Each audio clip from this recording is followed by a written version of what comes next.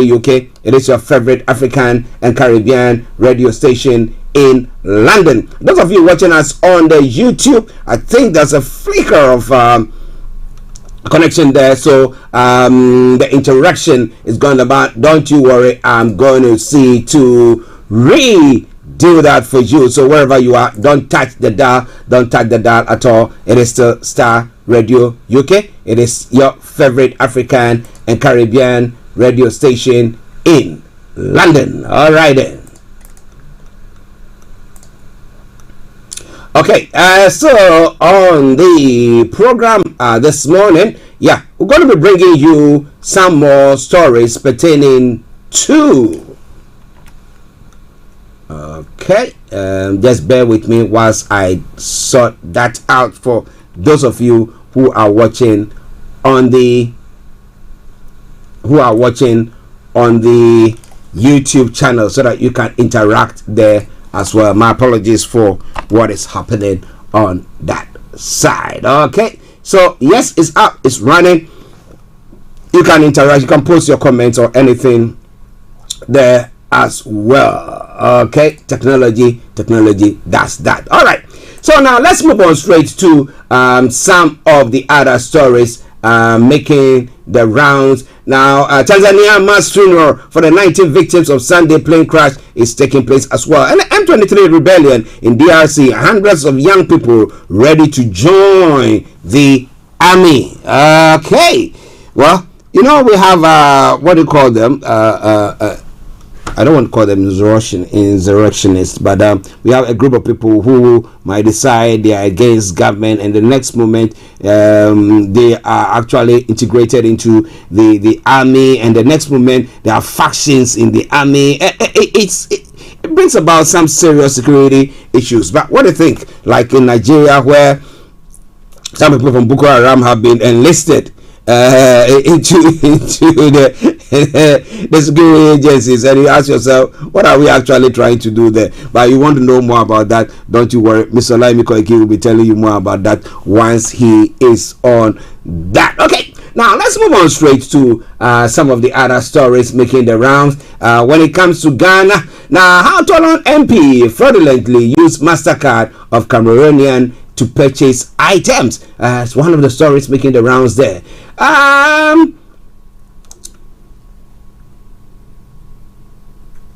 Okay, just bear with me. Well, the head of the Church of Pentecost is calling a 3-day prayer fasting to fix the economy of Ghana, and some people seem to be bashing him. Why are we doing so? Why are you calling your church people to fast and pray when we know blatantly what exactly is going on? It's about time we address the issue, but they are thinking that, well, the best way to go about it is to pray, and then we'll move on from there. But what do you think? I want to have your take on that. It's all coming your way from Starr Radio UK, your favorite African and Caribbean radio station in London. 10:58 the time, the morning show, the program. We're going to be taking a break pretty soon, but just bear with me whilst I try to bring you one other story that is making the rounds in Ghana as well. The finance minister Ken Oforiatta is saying that government is committed to stabilizing the city. How? Where?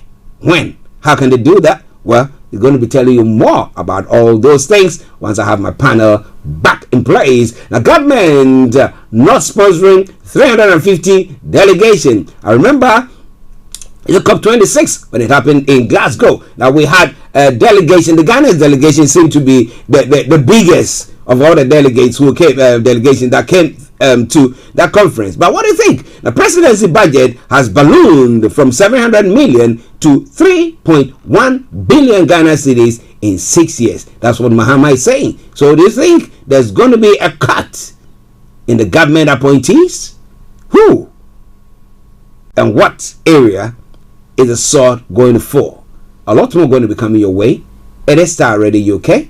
It is your favorite African and Caribbean radio station in London. All right then. So now let's take this musical break, and once we come back, we'll continue. We'll look at some of the stories making the rounds, and this is from Nana Manuel featuring Jacqueline Oforiwa. Enjoy it and I'll be with you. Say, GYAE, receive your praise.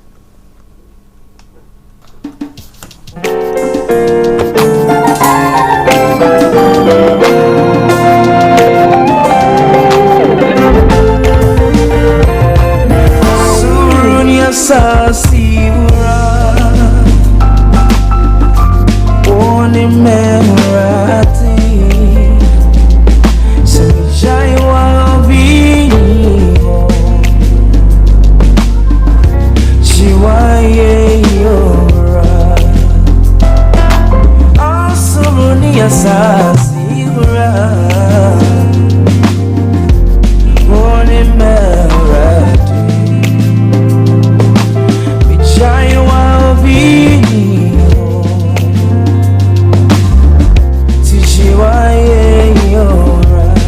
Everybody lift your voice and Uni meburati Semichaiwa Let me say good morning to Adax Breaker. He says good morning, Archie. Yes, good morning to you, Adax. I hope you're having a good time and a good day. Nigeria is not happening to you. What about that? We thank God.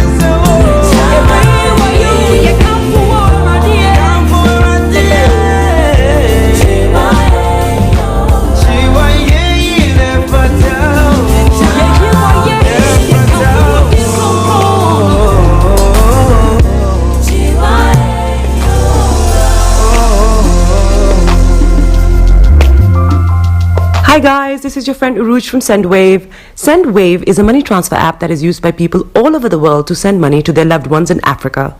With SendWave, you can send money to Ghana, Nigeria, Kenya, Uganda, and Tanzania. And the best part is, SendWave is absolutely commission-free. Our exchange rates are excellent. You can see for yourself by checking them out on our website. So how do you use SendWave? SendWave is an app that you can download onto your phone from the App Store or Google Play Store. The app is free to download. After downloading it, just open the app and enter your name, email, and phone number. That's it. You're good to go. Make sure you use the promo code SR. S for Starr, R for Radio. This promo code will give you £5 free credit to send to Africa on your first transaction. Your money will be delivered to your recipient within seconds. Feel free to call me on 0749 7377 647 at any time. I'll be happy to tell you all about SendWave and help you in any way I can. Remember to use the promo code SR for £5 free credit. Medasse. Hi everyone, it's your girl BB Clement, the author of How to Go From Employee to Entrepreneur and the host of your weekly business show, BB Means Business, the show where we discuss everything you ever wanted to know about business but you were afraid to ask. How do I start my business? How do I raise the finance? How do I grow my business? Where am I going to find my customers? Join me every Tuesday at 1:30 p.m. on Starr Radio UK to get all the information and tips that you need to become a successful entrepreneur and become financially free. Remember, don't let life dictate to you. Rather, put your signature on life.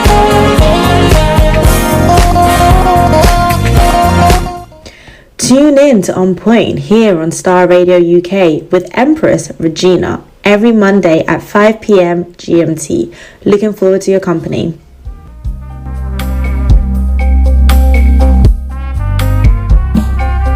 Are you looking for the fastest, reliable, and trustworthy door-to-door shipment company? Well, look no further. When was the last time your family received a shipment back in Ghana on time and in time? You are not sure?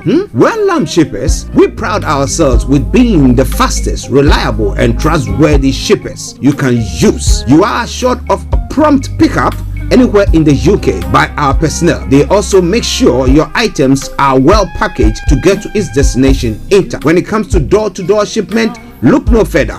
Well, Lamb Shippers, contact us on 07939009321 or 07498911820. Or you can visit our website www.welllamp.co.uk. You can also drop us a mail, info@welllamp@gmail.com. Well Lamp Shippers, fast, reliable, and trustworthy.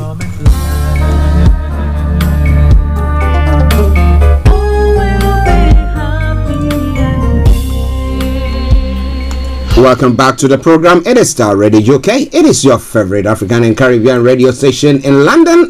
Bringing the time now to 10 minutes past the top of the hour. And that means that it's time for us to bring you the one and only, yes, the White Lion himself, Mr. Olayomi Koiki in the house. And I'm saying welcome to every one of you on all the other platforms as well. Anthony Adedeji and all of you there. But Yomi, let me say massive good morning to you. Well, a very good morning to you, and I hope you can hear me back in the studio. Loud and clear, loud and clear. Good morning to you, Mr. Archie, and I hope you had a very good rest yesterday. It's good to see you back again in the studio this morning. I say good morning to all our listeners and viewers, and I have quite a lot of them that have joined us on the sister broadcast on the other side here this morning. Good afternoon to those that are watching in Nigeria. This is Starr Radio UK. It is the finest African and Caribbean radio station in London. I come back straight to you back in the studio. Yes, how are you doing, sir? Well, as usual, doing very well. Quite a lot, pressure, but this is what we do, and this is what we love to do in the last, decades, as we continue to create humanity across, Ghana, Kenya, and all over the world. And I can only say, it's good to be back. I'm doing very well. What about yourself? Yeah, doing very well. I had some problem. You remember Friday I said you that I had some problem. Yes. Oh my goodness, it didn't go up. I hope that has been resolved. It's been resolved now. Yesterday it was resolved, and I could breathe. The change on us very soon, and the last thing anybody wants to make sure that the heating is not working. Oh my goodness! So you gotta get that right. If not, the children, especially if you have them in the house, or if you have the elderly ones, it could be a lot of problem as well. Yeah, interestingly, back in Africa, you know how to boil water, pour it in a bucket, go put it in the bathroom. They do not know that you want to. No, you can't do that here. Wow. Well, we thank God we are doing well, and we are happy to be back. And to all of you who sent me lovely messages, yes, I'm back, and I'm glad to be back as well. Moyiwa says, good afternoon, Mr. Archie, Mr. Koiki, and the rest of the team. Good afternoon to you, Moyiwa. I hope you also had a very nice day yesterday. And as we say all the time, Nigeria has not happened to any of us, and we are doing well. Okay, now let's move on to the story is making the rounds. Olayomi rejects Atiko's presidential bid. PDP keeps. It's quite an interesting issue going on, because I was thinking that let's put Oduduwa, let's put the IPOP and the Igbo, everything aside. And I was thinking, okay, let's take these two major parties to be the ones who are, the power brokers in the country. And I was looking at the APC, where we look at everything that the APC has done for the past almost 8 years, and it's all been absolute rubbish. So this is about time where the PDP could have taken a bold step to actually, wrest the power from them. But what is happening in the PDP? My goodness, I don't know. What do you think? Well, I think the problem in Nigeria is something, going back to when PDP were in power for 16 years. You would have thought, 16 years, a lot of changes, could have happened in the life of an average Nigerian. 16 years after, PDP left, people thought, we will bring in APC, for a new change, and a new level. And eventually, when you now calculate the 16 years plus the 7 years, is just as exactly of a waste of time for so many Nigerians today. A country that has, vast amount of resources. Those resources have not been used properly, for those average Nigerians. And yesterday is just a case study.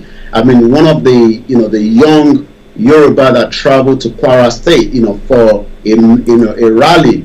Yesterday, I was told died, and I was told the reason why he died was he was trying to struggle, to give, food on the table for the loved ones by carrying, 15 bags of rice on a motorbike, and he actually slipped. He died on the spot. The other one is still in the care, where his leg has broken.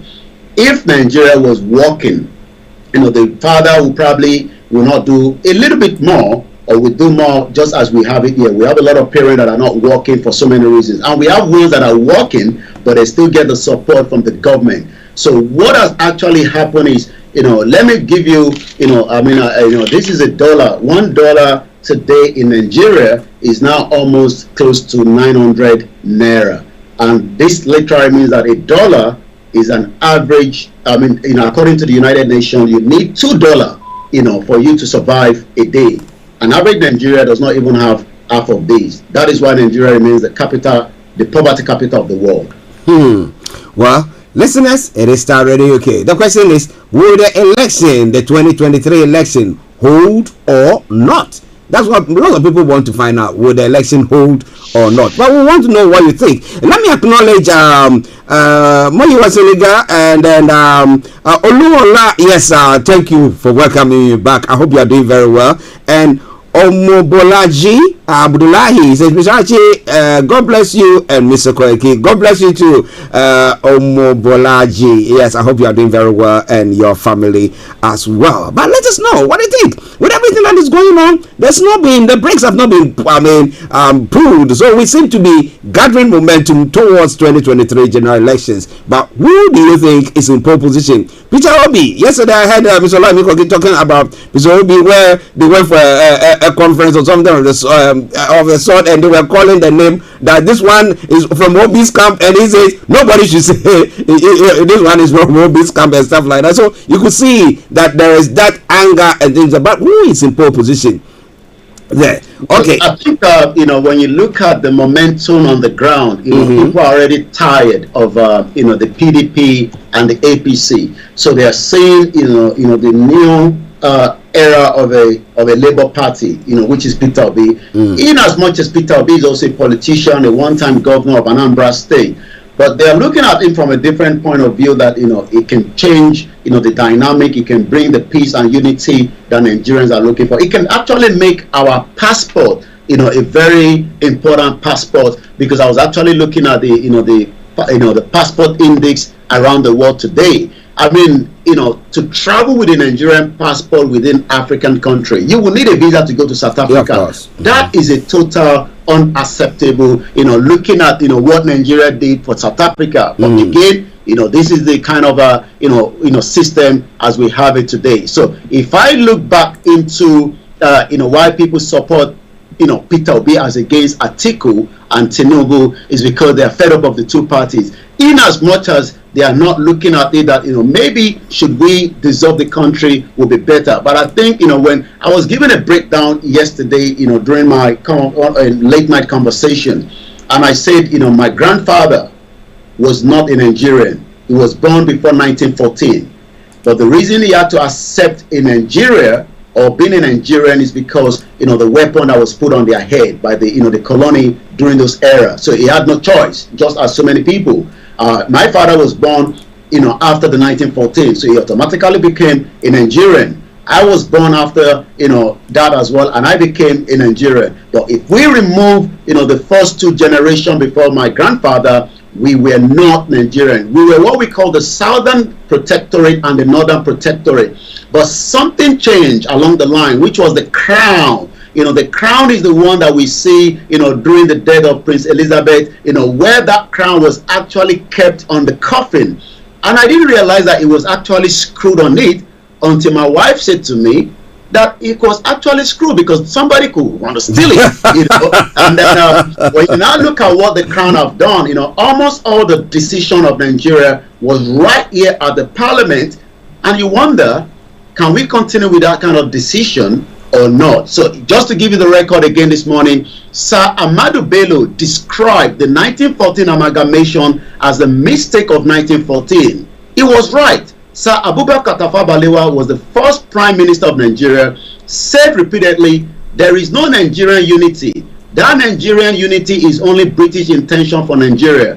And the Nigerian people themselves are diverse in every way and have no desire to unite.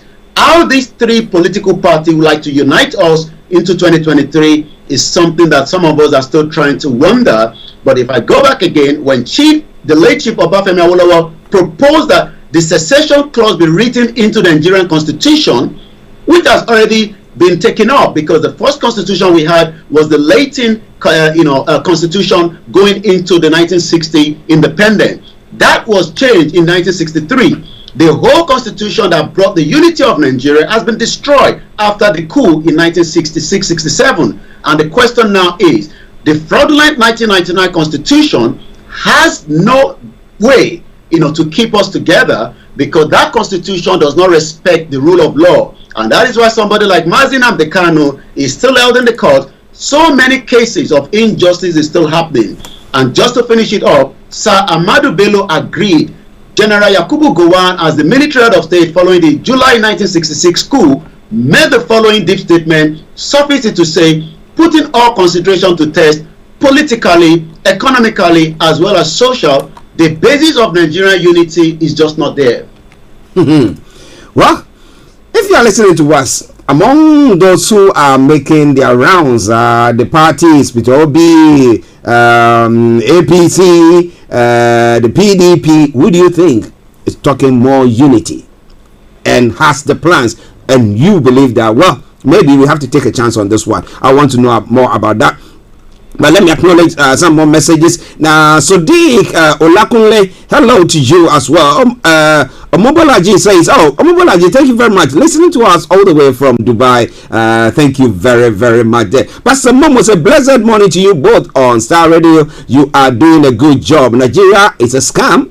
We have to dissolve Nigeria to preserve lives. Well, it's so true. But it's all coming away from Star Radio. Okay, let's now move on to some other stories making the rounds there. Nigerian banks accused of stealing money from customers' accounts. How? Well, if you remember, I mean, it still happened today, but you have the option, especially, some of those small little corner shop, you have to pay £1.25 to withdraw, a £10. When you look at, the case of Nigeria, for every 1,000 naira you put in there, the bank will remove 50 naira. What? And not just that alone, it's because of the tax that has been put levy, which is about 2.5, and that literally means that whether you are rich or poor, when the money goes in there, there will always be a deduction, and that has become, a very, very problem, for those that probably don't even have enough. But the headline this morning, says Nigerian bank accused of stealing money from customers' account. Bank customer in Nigeria have lamented the rising spate of illegal withdrawals, which is different from the one I've just talked about. We've seen people, money being removed, but it might not even come back to you, and that is what the headline says. Bank customer in Nigeria have lamented the rising spate of illegal withdrawals from their account. EFCC, the Economic Financial Crime, accused bank ICT Starr of stealing customers' money. It happens around the world, so Nigeria is not just the only place as well. Customers who were victims of the alleged illegal withdrawal on Monday in Abuja urged authority to address the trend urgently. According to Ellen, a customer with one of the new generation banks, says, no wonder the Central Bank of Nigeria says there's so much money in the hands of Nigerians outside the bank, people are beginning to lose hope in some of the commercial banks. Starr Radio UK, the finest African and Caribbean radio station in London. Well, that is quite a scary one, because you're putting your money in the bank thinking that your money is going to be there. They are charging you. If it's illegal charging, I mean, I don't get it. I don't get it. So if I put 5,000 or call it 1,000 naira there, I'm going to lose 500. Is that what you're talking about? For every money you put in there, 2.5% is left. 2.5% is taken away. Yeah, take it away straight away. Interesting. Well, what do you think? If you are listening to us, have you experienced anything of the sort? What is the government saying about it? How is it going to help our citizens to know that, well, we have to be putting our monies in the bank rather than carrying money? Because if you are carrying money, you are kidnapped, or you are, whatever happens, abducted, and they take that money from you, you become a target. So what about that? But somebody will also say that, well, whether with money or not, people are being targeted. So what is the problem there? We have to just get on with it. But whatever it is Starr Radio UK. We want to know more about what you think. The time now is 11:25, and I'll go back to Yomi for what is happening when it comes to Hush Puppy and our man in Nigeria who is expected to be extradited to the US, but we've not heard anything from him. Over to you, Yomi. Well, finally it seems judgment is coming for Hush Puppy. After years of flaunting wealth, Mr. Archie, he actually flaunt those wealth, and I'm not sure whether he thought he would get away with it, or probably just as so many people have done in the past. He's not going to be the first criminal, but he will now be spending 11 years in the prison. US court sentenced Hush Puppy to 11 years in prison for internet fraud and money laundering. He's also the famous Instagram celebrity, has now been ordered to pay back, guess what, $1,732,841 US in restitution to 2 fraud victims.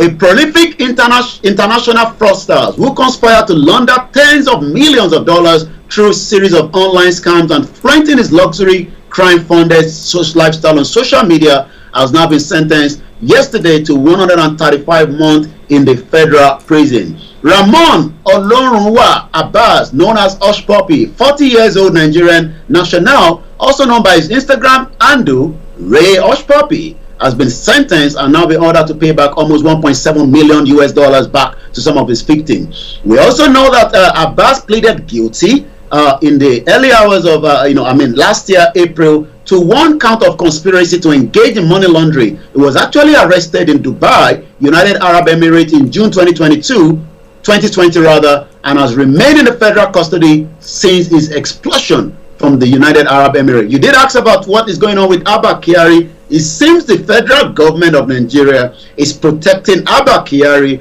from being extradited back to United States of America. So we still wait on the outcome of that, but what we do know is after 11 years, Hush Puppy might have to either claim an asylum, but if not, it would then have to be returned back to Nigeria. You talked about Ike Kerimadu. Yes, Sonia and the mother appeared yesterday at the Old Bailey, where the case continued for the Ike Kerimadu, and the headline says Ikerimadu's daughter in the UK court for human trafficking. The Sonia, the daughter of the federal lawmaker Ike Ikerimadu, yesterday appeared in the court over the accusation of trafficking homeless man into UK to harvest his organs for her. According to what we have, the younger Ikerimadu was accused alongside her father, Ike Ikerimadu, 60 years old, and mother, Beatrice Ikerimadu, 56, and another 50-year-old doctor, Obina Obata, of conspiracy to arrange the travel of another person with a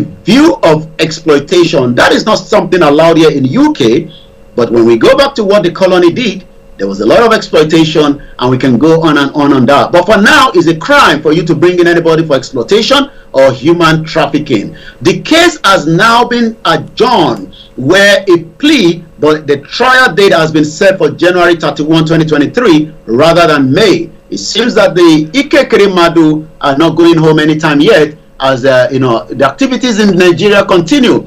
Also, while we talked about that, the EFCC confiscated quite a lot of properties, from Ike Kerimadu. That was about 2 days ago, over the weekend, and we can touch on that. Ike Kerimadu will have to defend himself over 45 property, according to Onhainze. Onhainze Indigbo Worldwide, the social, political, and social cultural group of the Southeast Extraction, on Saturday has urged the Federal High Court to allow the embattled Senate Ike Kerimadu to defend his ownership of 40 landed properties order for interim forfeiture. Justice Inyang of the Federal High Court on Friday ordered an interim forfeiture of 40 landed properties linked to the former Deputy Senate President. Imagine 40 properties, some of them in Dubai, London, US. While a lot of Nigerians are there in Dubai struggling, so many Nigerians, the landed properties were 15 in Abuja, 10 in Enugu in his home state, 1 in Lagos, 2 in United Kingdom, 3 in United States, and 9 in Dubai, United Arab Emirates. Wow, quite a lot of property there. 11:29. I'm going to take one more, come back again to you in the studio if you just joined us. This is the finest African and Caribbean radio station in London. But Amila, least reason federal government won't pay ASU fully. We might be going back into more of the strike from ASU. And the last one before we come back, North thinks restructuring is all about resources control. Ife, according to the former Anambra State Governor, Dr. Chukwumeka Efe, is an Harvard-trained economics and president of the Igbo Elders Consultative Forum. He speaks about the call for an Igbo presidency, and while Labour Party presidential candidate Peter Obi is the best choice. You are a stakeholder, a question was asked, in Nigeria project, and have been vocal advocate for one Nigeria as 2023 election approach. Do you have any fear given what is going on in Nigeria or in the country? This is a response. Well, thank you. I have fears, but the fears are not founded. No group in Nigeria, considering the group's true long-term interest, will regret what seems to be coming to Nigeria. A new Nigeria is manifesting. Which group in Nigeria will be against proper economic development, exclusive economic development?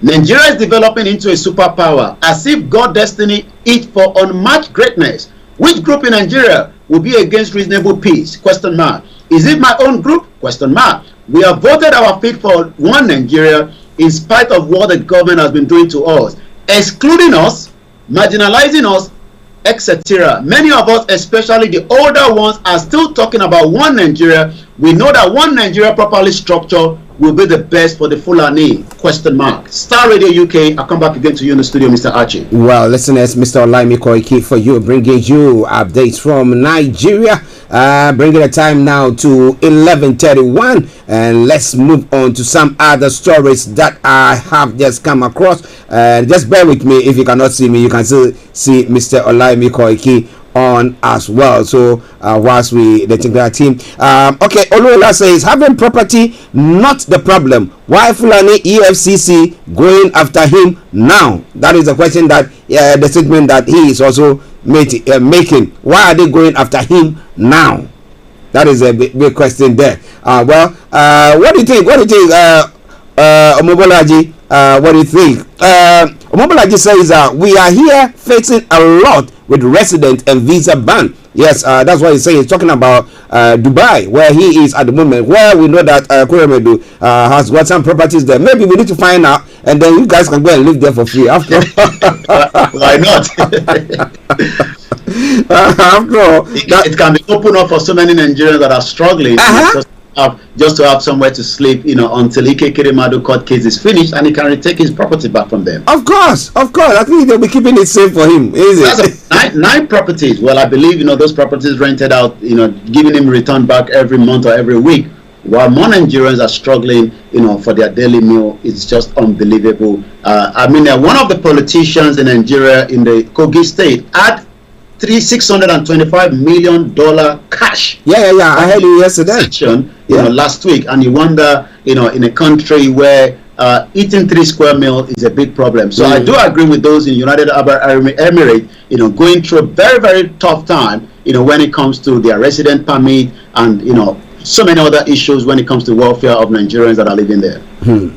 Shamsuddin says, God bless you, Yoruba Nation. And he says, yes, Yoruba Nation, now. If that is the solution to it, why not? Somebody say, bring it on. Okay. Now, let's move on straight. There's one story that I just come across, and let me put it across, because for those of you British citizens who will want to travel to Nigeria today, the British government has once again, through its Foreign Commonwealth Development Office, advised its citizens against traveling to 22 states in Nigeria. This is coming barely 14 days after the UK and US government, alongside a few other countries, raised alarm over possible terror attacks in Abuja and may not be unconnected with the high rate of insecurity across the country. The states, let me see. I don't know whether Yomi has got that story. I know you'll be looking for it. Got it here. Against UK-born citizens against traveling to Nigeria. It seems that the UK government knows so much about what is about to happen, but it seems those at home are probably not being fed well. As Lai Mohammed is saying that all this is just the Western world trying to portray a different narrative. The United Kingdom has again warned its citizens against traveling to some Nigerian states, including Abuja, the nation's capital, following its initial terror alert it issues last year. The UK, the US, the Canada, Ireland, Australia, Germany, Bulgaria were among countries that warned their citizens to avoid essential travel in Nigeria and keep away from crowded places. Some of these countries' citizens have reportedly been asked to consider leaving the country over imminent terror alert. Some of those places, like you did mention, according to the Foreign and Commonwealth travel advice, exist to inform British nationals so that they can make decisions about traveling abroad. There continue to be numbers of states in Nigeria where we advise British nationals against all but essential travel. This includes Bauchi State, Kano State, Jigawa State, Niger State, Sokoto State, Kogi State, which is towards the southwest, Abia State, Plateau State, Taraba State, within 20 kilometers of the border with Niger Republic in Kebbi State, and non-riverine area of Delta, Bayelsa, and River State. We also advise against all travel to Borno State, Yobe State, Adamawa State, Gombe State, Kaduna State, Katsina State, Zamfara State, and the riverine of the Delta, Bayelsa State, River State, Akwa Ibom State, Cross River State, according to the statement. It seems that the British government is giving this advice warning not just to the British citizen, but I believe this advice should also be adhered to Nigerians at home to take precaution. And just that behind you is what the map looks like this morning on Star Radio UK. Well, listeners, it is Starr Radio UK with a map behind Mr. Olayomi Koiki, showing you exactly which states that the British government is warning and the Commonwealth Office is warning citizens on traveling to. But whatever it is, we hope that you are keeping yourselves safe, and as we say, may Nigeria not happen to you. We'll go back to Yomi for the rest of the stories and what is happening on the social media platform. Over to you, sir. Well, showing to social media is where we picked this information this morning. The Nigerian passport currently ranks on number 96.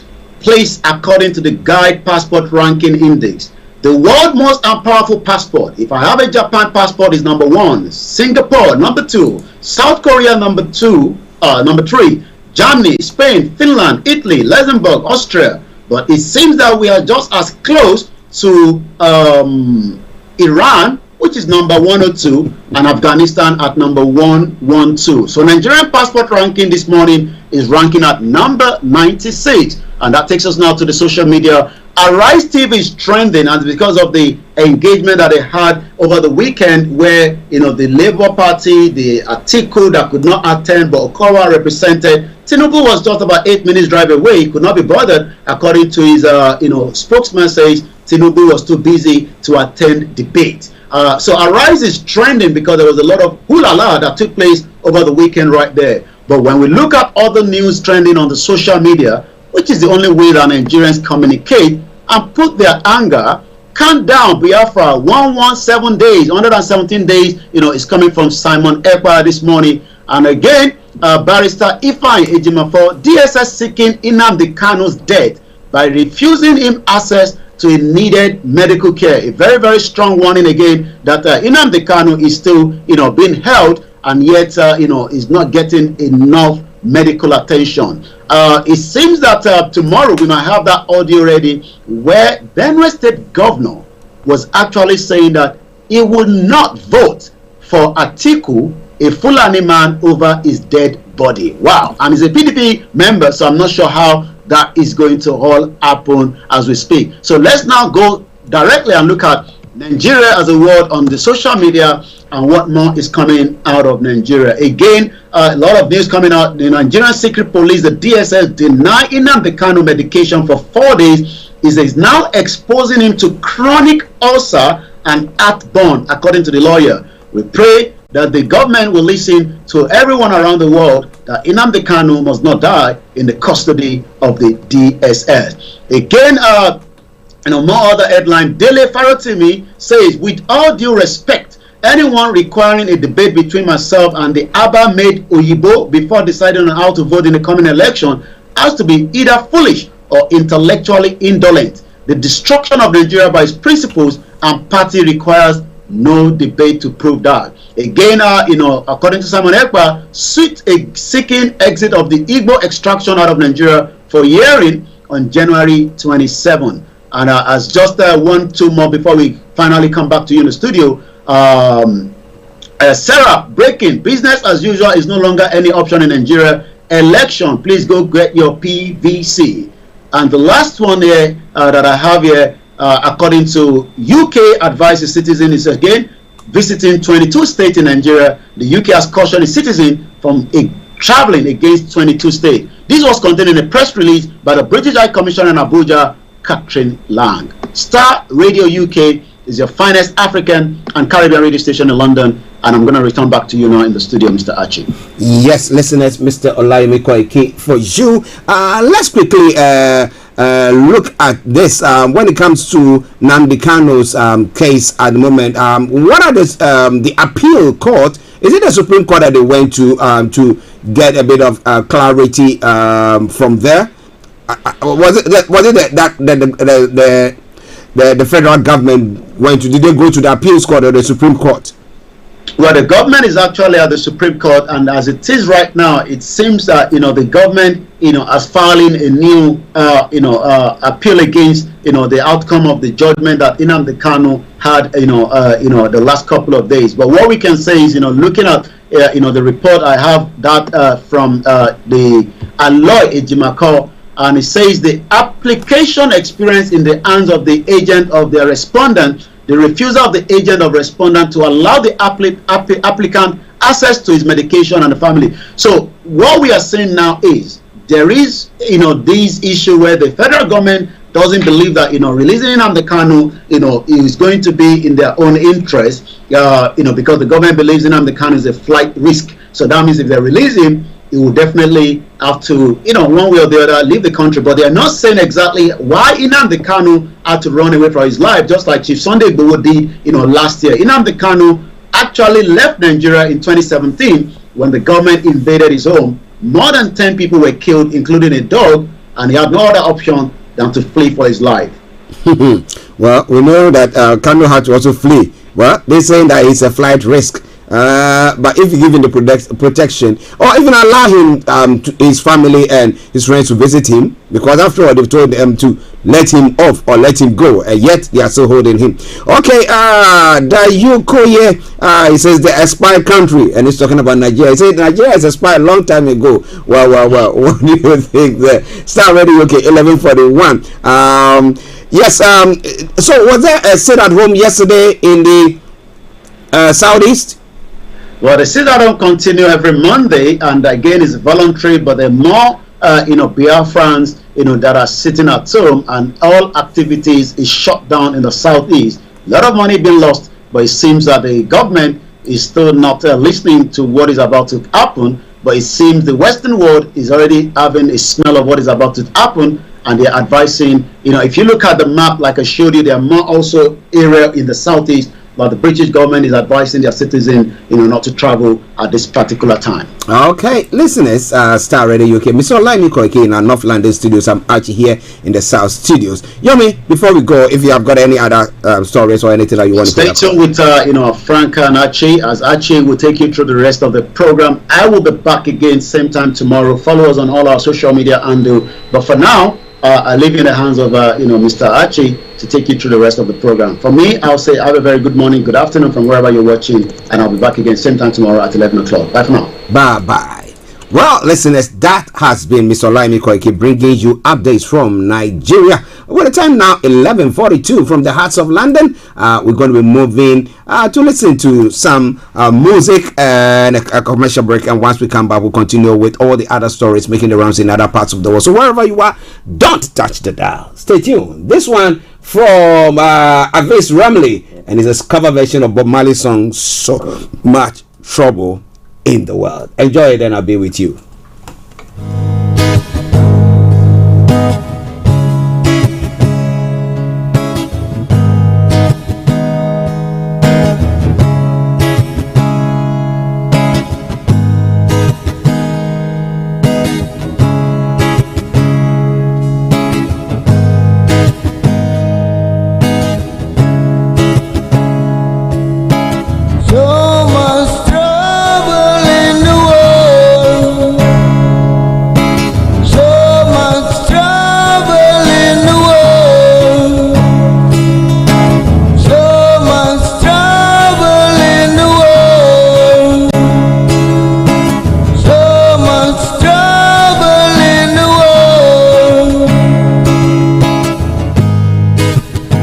My eyes this morning,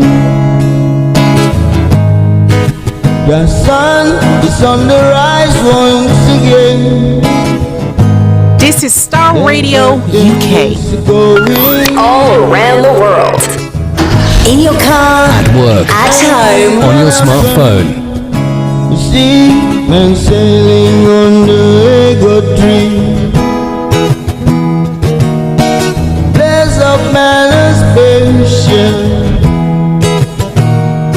Million miles from reality. No care for you, no care for me. So much trouble in the world. So much trouble in the world. So much trouble in the world. This is Starr Radio UK. You are listening to Starr Radio Morning Show. Archie on Starr Radio. Nobody. Just give a little. Just give a little. Just give a little. Just give a little. Just give a little. One more time and yeah. Enlighten your day with Starr Radio. So you find you think the solution. Does it just not an illusion? So before you check out this life,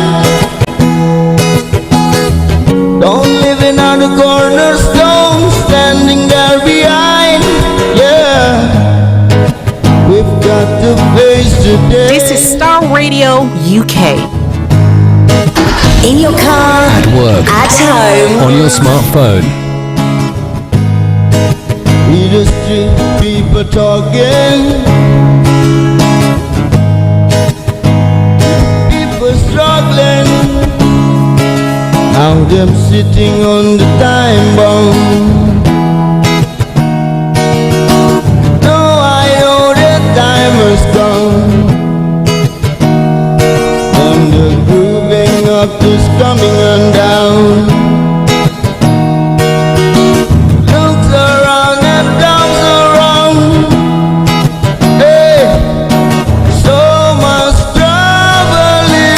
Broadcasting worldwide, online 24/7.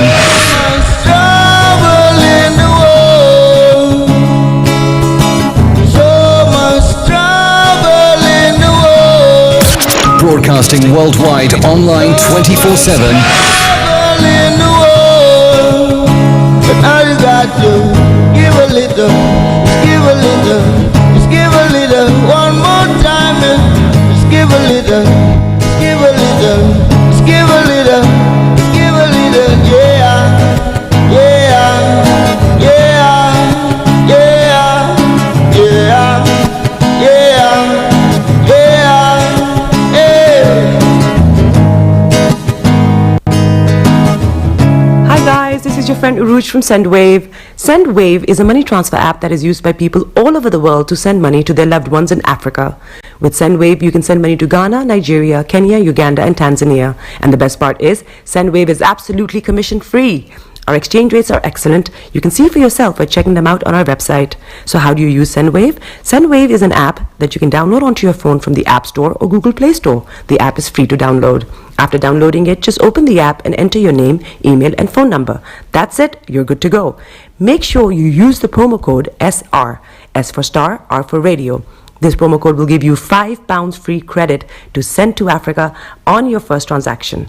Your money will be delivered to your recipient within seconds. Feel free to call me on 0749 7377 647 at any time. I'll be happy to tell you all about SendWave and help you in any way I can. Remember to use the promo code SR for £5 free credit.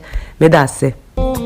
Hi everyone, it's your girl BB Clement, the author of How to Go From Employee to Entrepreneur and the host of your weekly business show, BB Means Business, the show where we discuss everything you ever wanted to know about business but you were afraid to ask. How do I start my business? How do I raise the finance? How do I grow my business? Where am I going to find my customers? Join me every Tuesday at 1:30 p.m. on Starr Radio UK to get all the information and tips that you need to become a successful entrepreneur and become financially free. Remember, don't let life dictate to you. Rather, put your signature on life.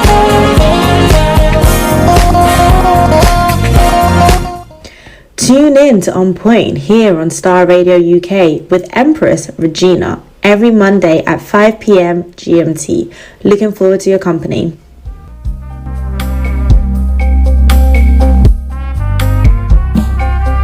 Are you looking for the fastest, reliable, and trustworthy door-to-door shipment company? Well, look no further. When was the last time your family received a shipment back in Ghana on time and in time? You are not sure?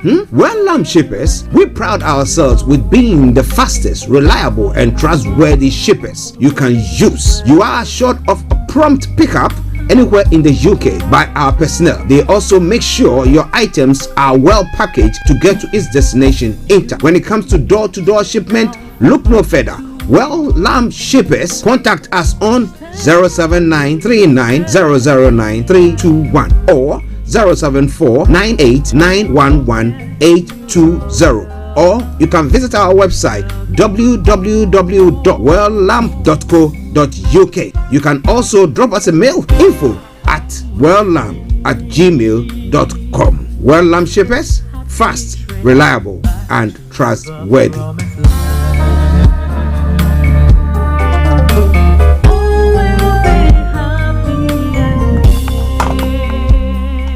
Everywhere you go, Afrobeat reggae dancer taking over. Everywhere you go, Afrobeat reggae dancer taking over. Yo, what's up, people? This is a boy Raskin Bobo 1, tune in every day, every night at the Star Radio UK with the big man them Archie. When I say order, you say fire. Welcome back to the program Star Radio UK. You're now 9 minutes to the top of the hour, and it is the Tuesday edition of the morning show. Omobola G says, God bless you, Mr. Koike and Mr. Archie. Bye for now. Yes, thank you very much. But continue to stay tuned and just because that's going to bring you lots of stories making the rounds in other parts of the world as well. So stay tuned. Don't you go away. Yes, we're going to have lots music, name it. But once again, let me bring you this commercial and then we continue from there. Now, the Ghana Expo 2022 Property Lifestyle, the 6th edition is taking place on the 12th and the 13th of November. And there is the venue is the Pastana Chelsea Bridge Hotel, 354 Queenstown Road, in London. The postcode is SW118AE. SW118AE. The theme is investing safely in real estate in Ghana. Now, meet reputable real estate developers face to face, and plus exclusive offers and discounts. Once again, the date, the 12th of November. And the 13th of November, time 11 a.m. to 7 p.m. And the venue, Pastana Chelsea Bridge Hotel. All right then. So make a date there. All right, so now let's move on to some of the other stories making the rounds in other parts of the world. As I announced earlier on, this afternoon exactly at 1:30, BB Clement will be coming your way with BB Means Business. So make sure you make a date with her.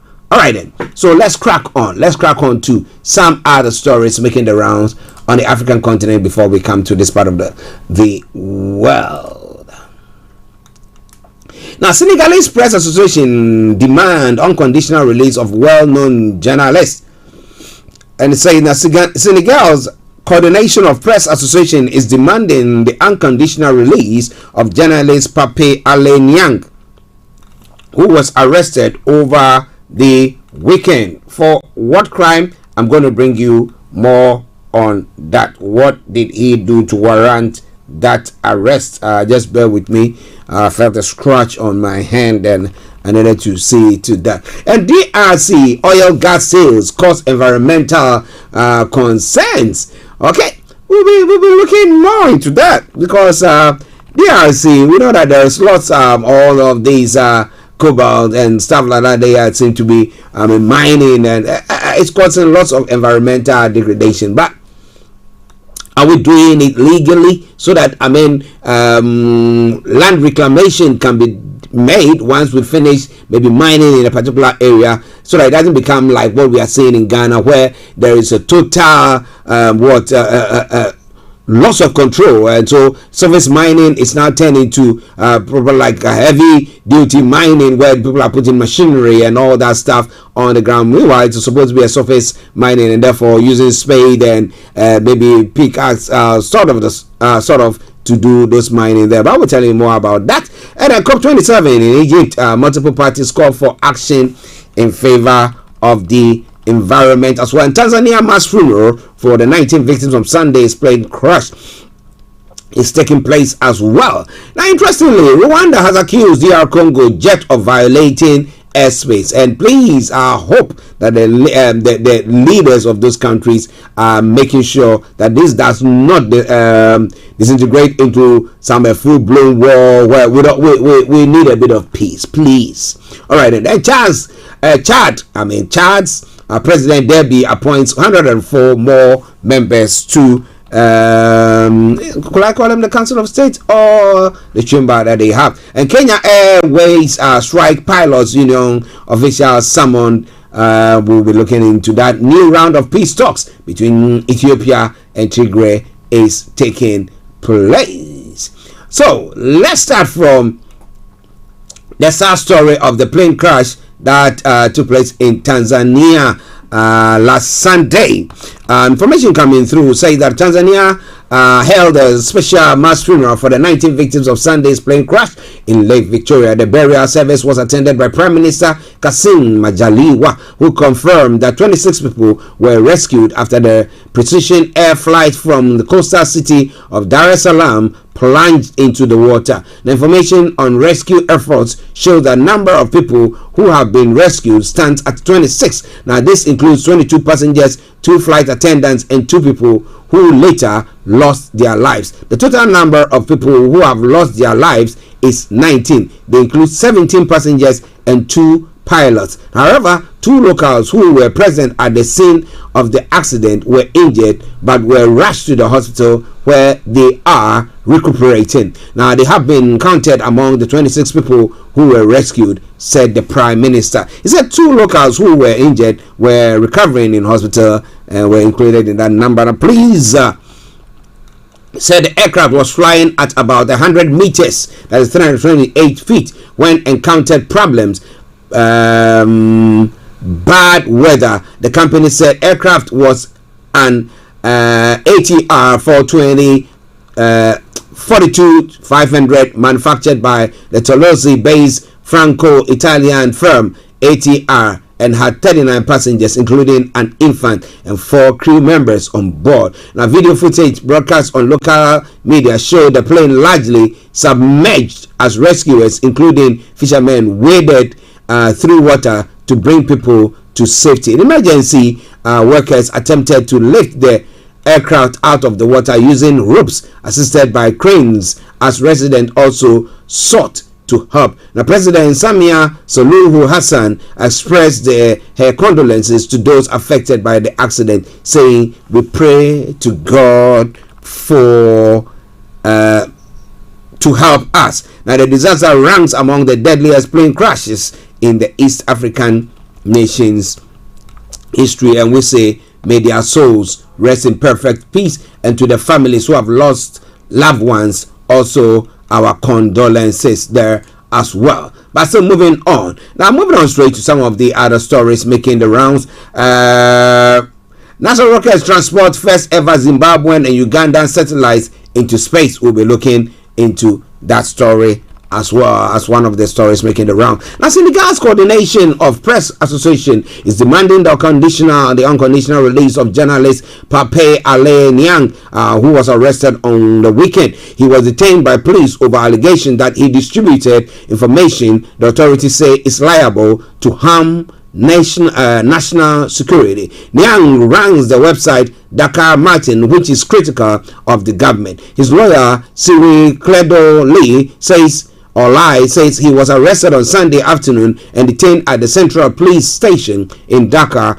over 3 alleged infractions. Now, Lee Sang Niang is accused of having brought to the public's attention information whose disclosure is liable to harm the national defense and of acts and maneuvers liable to compromise public security and cause trouble. The third infraction relates to a violation of professional secrecy, says Lai, who has denounced the arrest as a mountain of hearsays, intimidating, and an attempt to muzzle the press. His statement was echoed by Cap, who says the media in Senegal is under increasing pressure from both the government and opposition. It says it will provide Niang with all the assistance needed. Now, Senegal was ranked 73rd out of the 180 countries on the 2022 World Press Freedom Index compiled by Reporters Without Borders. Well,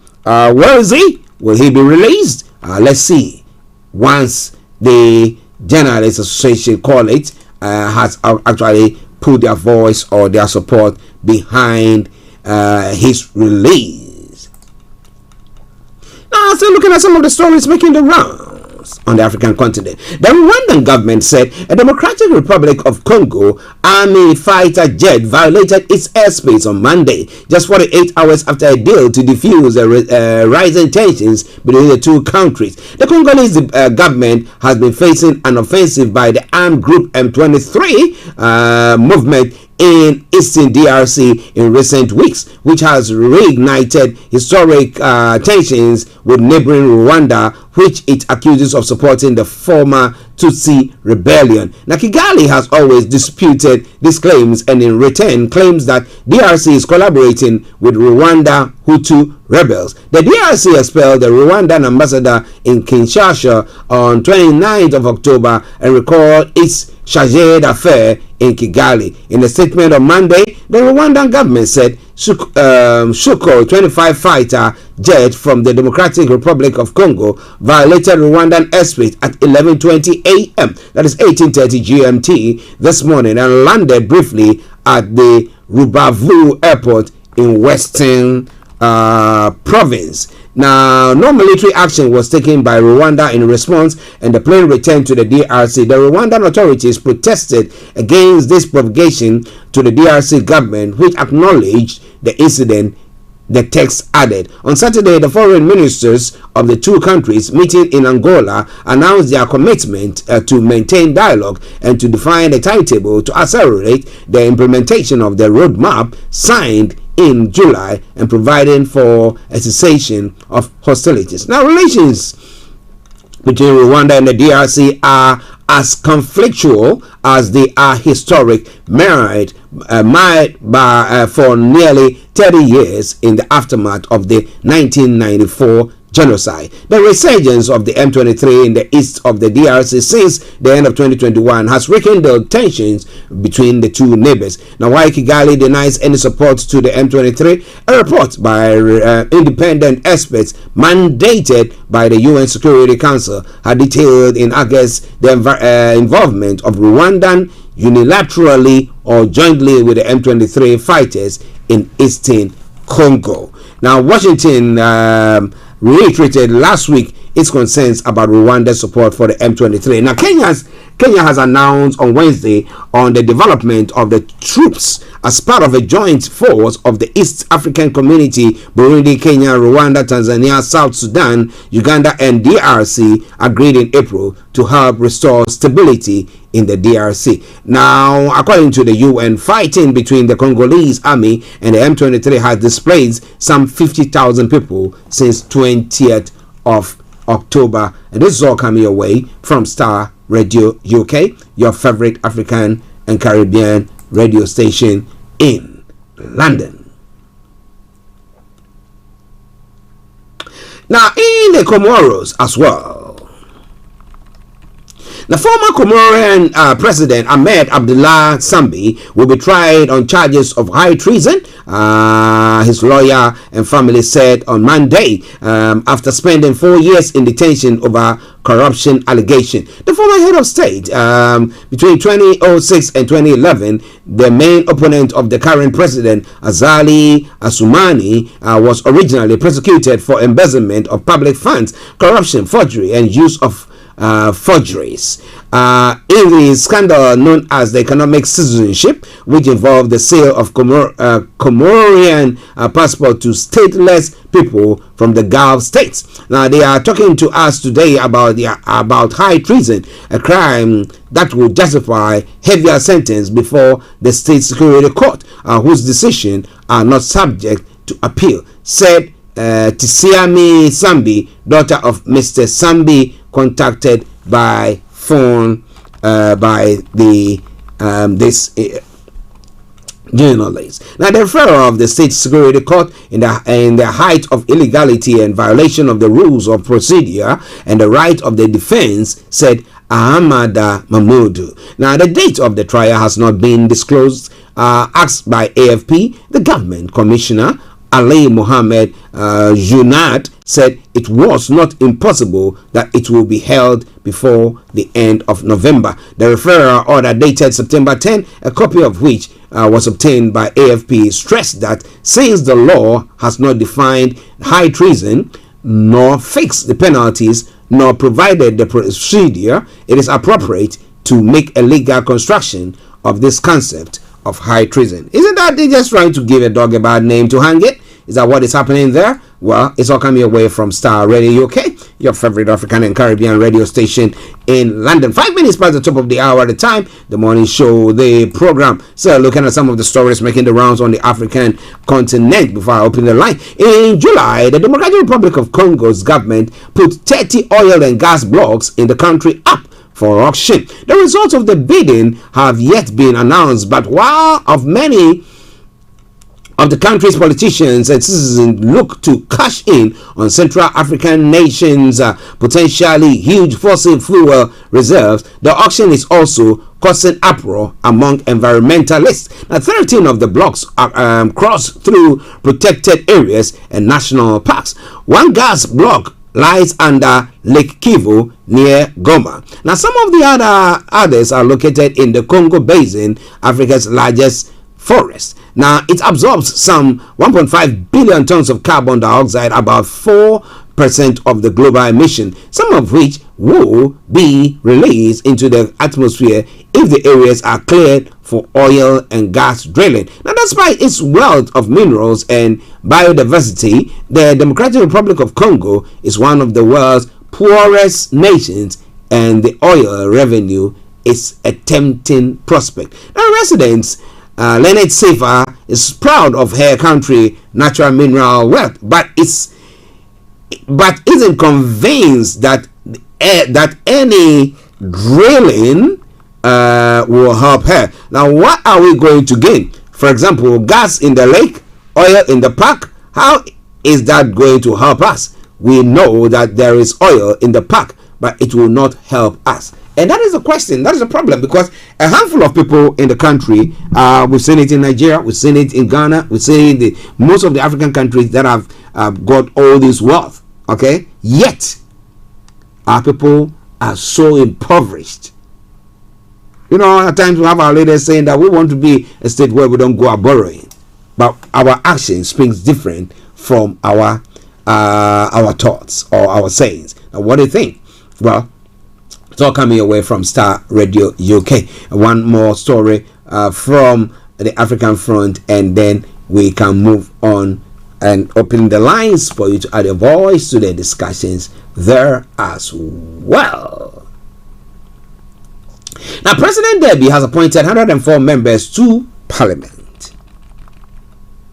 Interesting one. Now, General Mahamat Idris Deby Itno on Monday appointed by decree 104 more members of his parliament as he leads Chad's 2-year transitional government after taking power on the death of his father.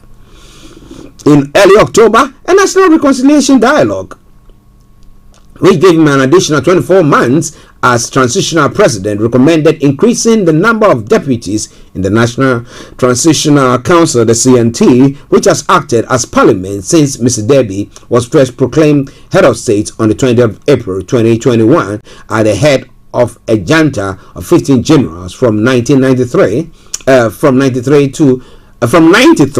to 197. The enlargement of the CNT aims to integrate personalities from parties, civil societies, organizations, and rebel movements that joined the national dialogue, which was boycotted by a large part of the opposition and some of the most powerful armed groups. The latter denounced a dynastic succession in Chad ruled for 30 years with an iron fist by Idris Deby Itno, Mahamat's father, who was killed on the front line against rebels a year and a half ago. In a decree consulted by the AFP, General Deby named 104 additional members of the CNT on Monday, including representatives from the former opposition that rallied to the regime during the DNIS and rebel groups that signed the peace agreement in August. So, is it a broad-based government thing that they're trying to form there? And is it a fair representation? Someone will say, well, if it's representing the whole of the people and therefore their voices can be heard or their concerns can be met, then why not? Well, it is all coming away from Starr Radio UK, your favorite African and Caribbean radio station in London. Now, let's take, My producers have told me about one other story that I put across, and this time around, for those of you who are thinking of traveling to Kenya, and those of you who travel on Kenya Airlines as well.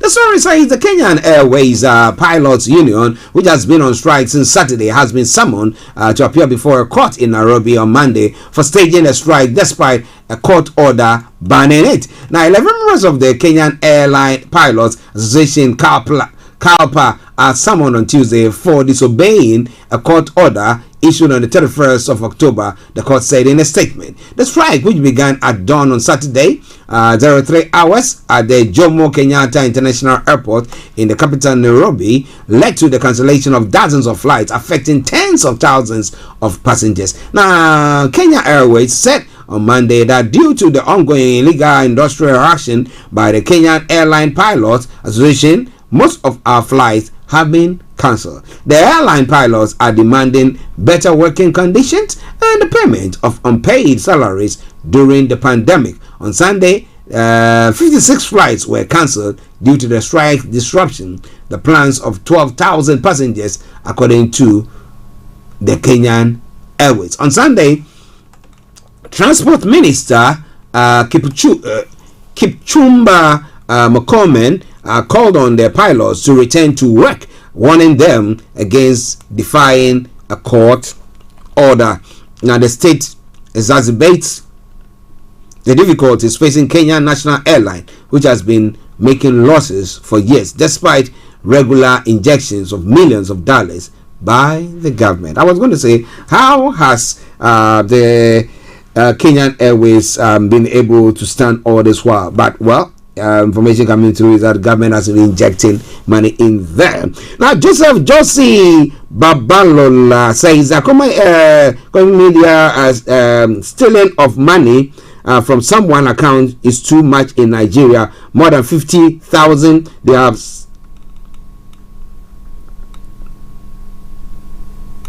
Okay.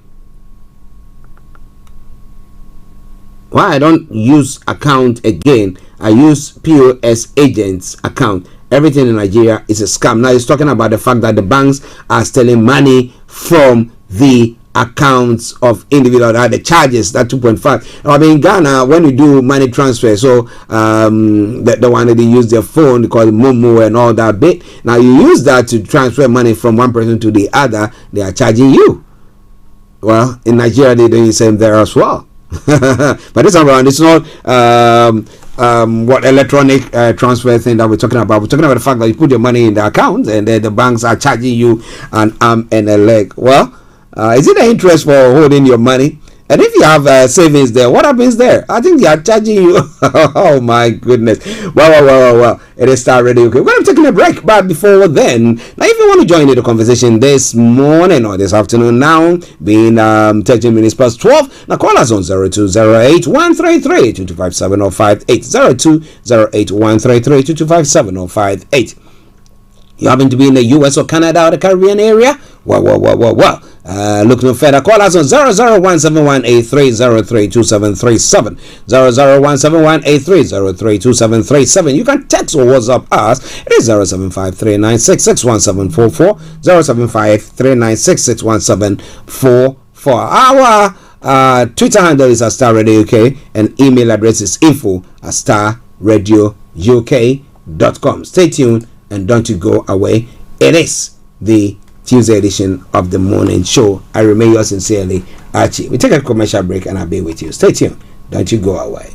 Hi guys, this is your friend Uruj from SendWave. SendWave is a money transfer app that is used by people all over the world to send money to their loved ones in Africa. With SendWave, you can send money to Ghana, Nigeria, Kenya, Uganda, and Tanzania. And the best part is, SendWave is absolutely commission-free. Our exchange rates are excellent. You can see for yourself by checking them out on our website. So how do you use SendWave? SendWave is an app that you can download onto your phone from the App Store or Google Play Store. The app is free to download. After downloading it, just open the app and enter your name, email, and phone number. That's it. You're good to go. Make sure you use the promo code SR. S for Star, R for Radio. This promo code will give you £5 free credit to send to Africa on your first transaction. Your money will be delivered to your recipient within seconds. Feel free to call me on 0749 7377 647 at any time. I'll be happy to tell you all about SendWave and help you in any way I can. Remember to use the promo code SR for £5 free credit. Medase. Hi everyone, it's your girl BB Clement, the author of How to Go From Employee to Entrepreneur and the host of your weekly business show, BB Means Business, the show where we discuss everything you ever wanted to know about business but you were afraid to ask. How do I start my business? How do I raise the finance? How do I grow my business? Where am I going to find my customers? Join me every Tuesday at 1:30 p.m. on Starr Radio UK to get all the information and tips that you need to become a successful entrepreneur and become financially free. Remember, don't let life dictate to you. Rather, put your signature on life. Getting onto the property ladder has never been easy until now. Join us this and every Thursday from 7 p.m. to 8:30 p.m. live on the Property Hour show on Starr Radio UK, where we talk to mortgage brokers, property developers, estate agents, landlord, tenant, property consultants on how to invest or get into the property business and make money. You can't afford to miss this. The Property Hour show is your best source into the property industry. Tune in to On Point here on Starr Radio UK with Empress Regina every Monday at 5 p.m. GMT. Looking forward to your company.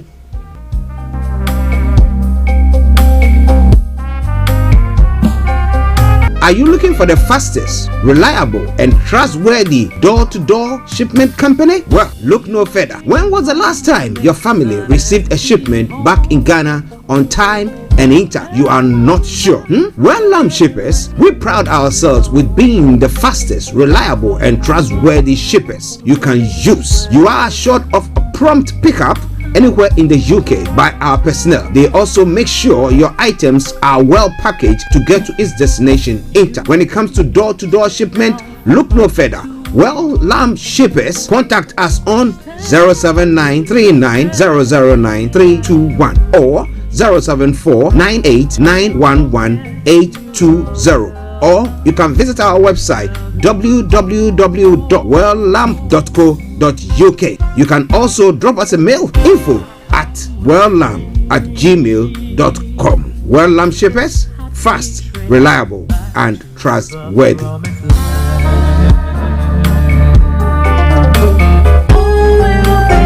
Everywhere you go, Afrobeat reggae dancehall taking over. Everywhere you go, Afrobeat reggae dancehall taking over. Yo, what's up, people? This is a boy Raskin Bobo One. Tune in every day, every night at the Starr Radio UK with the big man them Archie. When I say Orta, you say fire. Yes, sir. Fire on the mountain. Yes, Starr Radio UK, your favorite African and Caribbean radio station in London. Now, 18 minutes past 12 the time.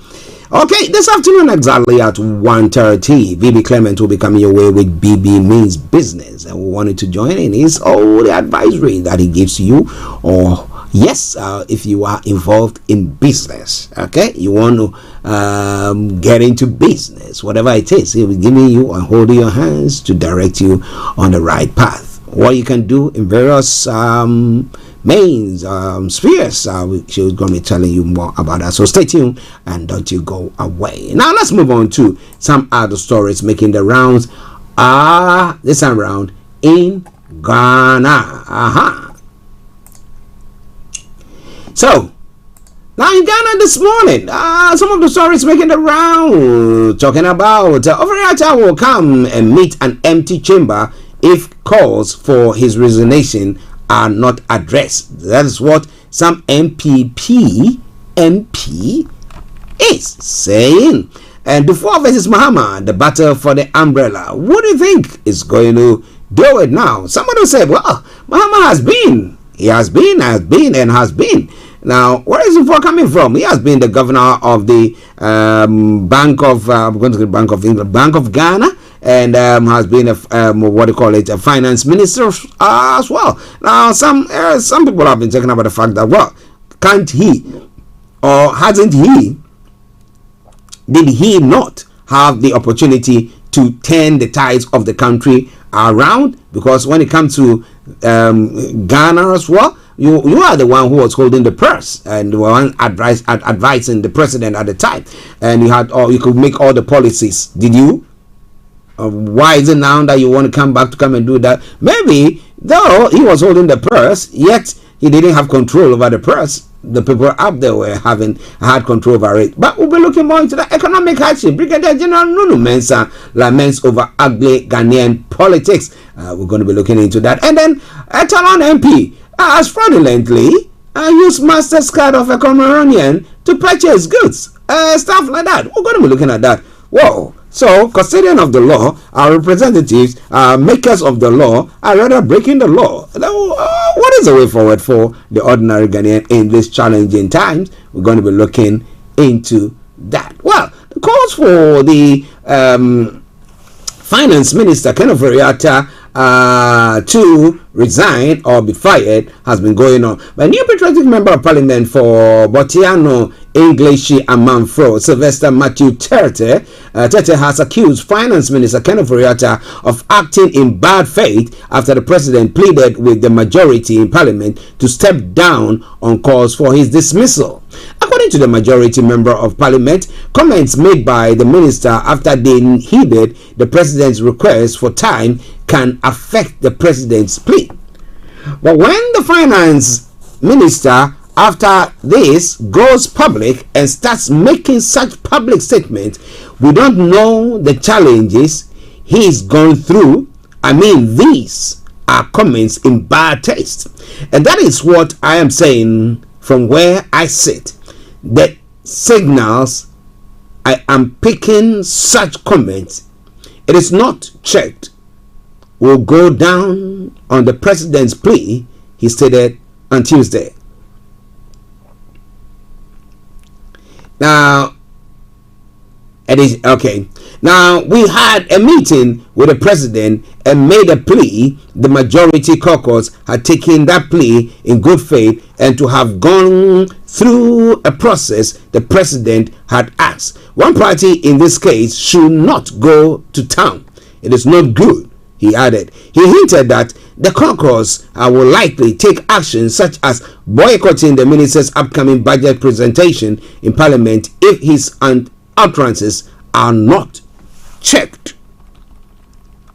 Now, events after the subsequent pronouncement by the minister, the signal I am picking, if they don't address it, will come to the house to meet. He will come to the house to meet an empty chamber, he stated. Now, following an open call about 80 majority MPs for the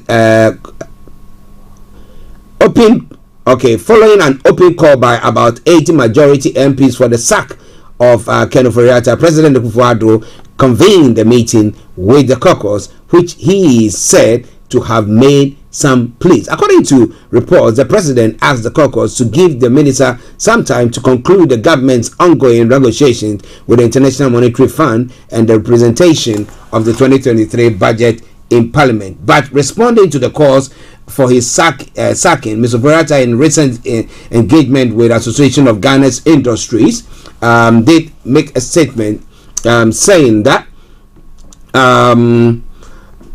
in a recent engagement with Association Ghana's Industries, AGI said he rather remains focused on helping the country overcome the current economic challenges despite the pains he had gone through being the minister. You have a finance minister who has gone through all the pains and aches, and nobody can really come and say we don't understand what we're doing, he stated. Interesting.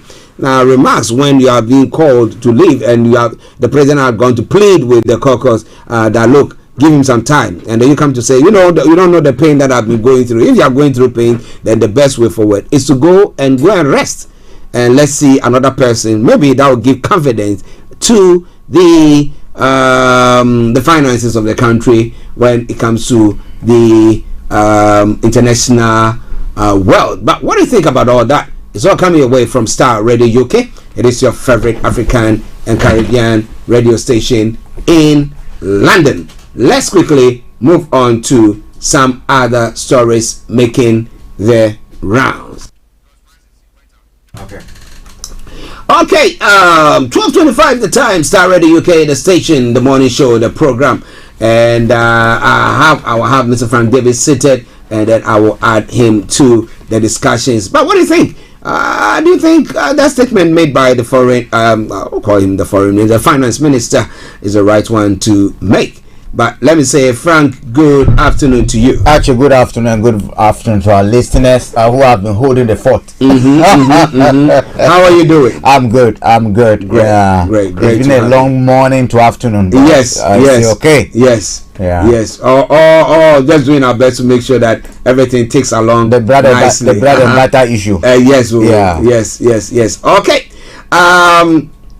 First of all, I know that you follow the Ghanaian politics seriously, and therefore you have followed keenly, and you have followed this issue pertaining to the resignation of the finance minister, the cause by 80 MPs of the ruling more government. than 80 now. Okay, yes, calling for his resignation, and the fact that he has gone out to make a statement when he made the AGI saying that you don't know the pain that I've been going through. Now, if you are going through a pain and people out there are not seeing the results an equal response to that pain. I mean, go through pain. I mean, we see women go to the maternity ward, go through pain, and you can see the commensurating result being the baby that has been birthed. So all the pain, we say, at least you suffered, but this is something we got out. But somebody saying that I've gone through pain, but actually you don't see zitch about whatever he's done. So actually, that's it, man. He didn't say he's going through pain for Ghanaians. Oh, okay. Maybe it's ailment. He said he's going through aches and pains. I mean, he didn't say whatever he's doing is for your good. Oh, okay. It could be for the good of the people who put him there. It could be for his personal good. Okay. Or the good of his children and children. Okay. Which we know that is what it has come to be, and that's what we can see. Now, if he says we don't know what, we don't know, or no one can say he doesn't know what he's doing, we can say he doesn't know what he's doing, because at the end of the day, actually, the results proves that he doesn't know what he's doing. Unless he's telling us, and which I agree 100% with him, that he knows exactly what he's doing, which is to say that he's there to create avenues for personal wealth creation, or the wealth creation of those who appointed him, the cronies and family members. And that is why, coming to office in 2017, one of the first major decisions that he took was to write a letter to ADB to grant McDan 100 million loan. They should release the 100 million. A finance minister as directing a state-owned bank that is supposed He's not a member of the board? No member of the board, but directing them or ordering them to release a 100 million to McDan. Now we have Terminal 1 basically controlled by McDan. We know and we understand that the shareholdings is something that is a mystery for those who control that. So if we say, well, we don't know what he's doing, what he's doing is known by him. And for us Ghanaians, what we see now, the results we see now is that we know he's actually there to cream the taxpayers' money for his appointees, for those who appointed him, the appointing authority, for himself and for their families and community. That's all we know. So if you say he doesn't know, we know that's what he's doing. Actually, this finance minister was appointed and raided data bank with each of his workers and planted them at the Ministry of Finance, planted them at Ghana Commission. Gajepo and others are all in. They were all from data bank. Actually, they go to Bank of Ghana. They control Bank of Ghana. They control Bank of Ghana. The advisors close to them and everything, all raided from data bank. It's just like when it comes to the media communication strategy, Gabi raids Institute of Dankwa Institute and plant them in the ministries. You see all the young guys, you see all of them. Their current communication director here, or whatever they call it. Where was he? They plugged him from the UK over here, planted in the Dankwa Institute. After He that, became groomed him and then they so they groom him. He becomes a training ground to come and spill rubbish to Ghanaians. Finance minister, Ghanaians are paying you. We are those who are feeding you. Your petrol, your security, you have security apparatus that we taking care of. And the majority, in fact, now the caucus, the entire caucus, according to Oseme Chamboso, who is the leader of the majority in parliament, he said that it is not a question of 80, 85 or 90 MPs now. The entire caucus have agreed that Ken must go. Oh wow. His statement tells us that Akufo-Addo doesn't want him to go. In fact, we are told that even Charles Edubwai submitted his resignation letter and Akufo-Addo refused that, don't go, stay here in Udelve. Edubwai was upgraded from a deputy ministerial position to a minister of state when Ken was sick. Yeah, I remember. And all they do is that if they are not asking the two to go, what you see is that Ken step aside and the Charles Edubwai steps in. And same old. Same story. Nothing more. Between Ken, Charles Edubwai, and Osafo Mafu, there's no difference. The straight line that is joining them is straight. There's nothing, you can't go, you can't veer off. Thinking same, looting mentality the same. They have not finished Ajapa, and that's why they don't want to go. Ken is telling us that they are negotiating, or president is telling us that they are negotiating with the IMF. Do you know that they are telling us they've gone to hire 4 consulting companies to help them negotiate?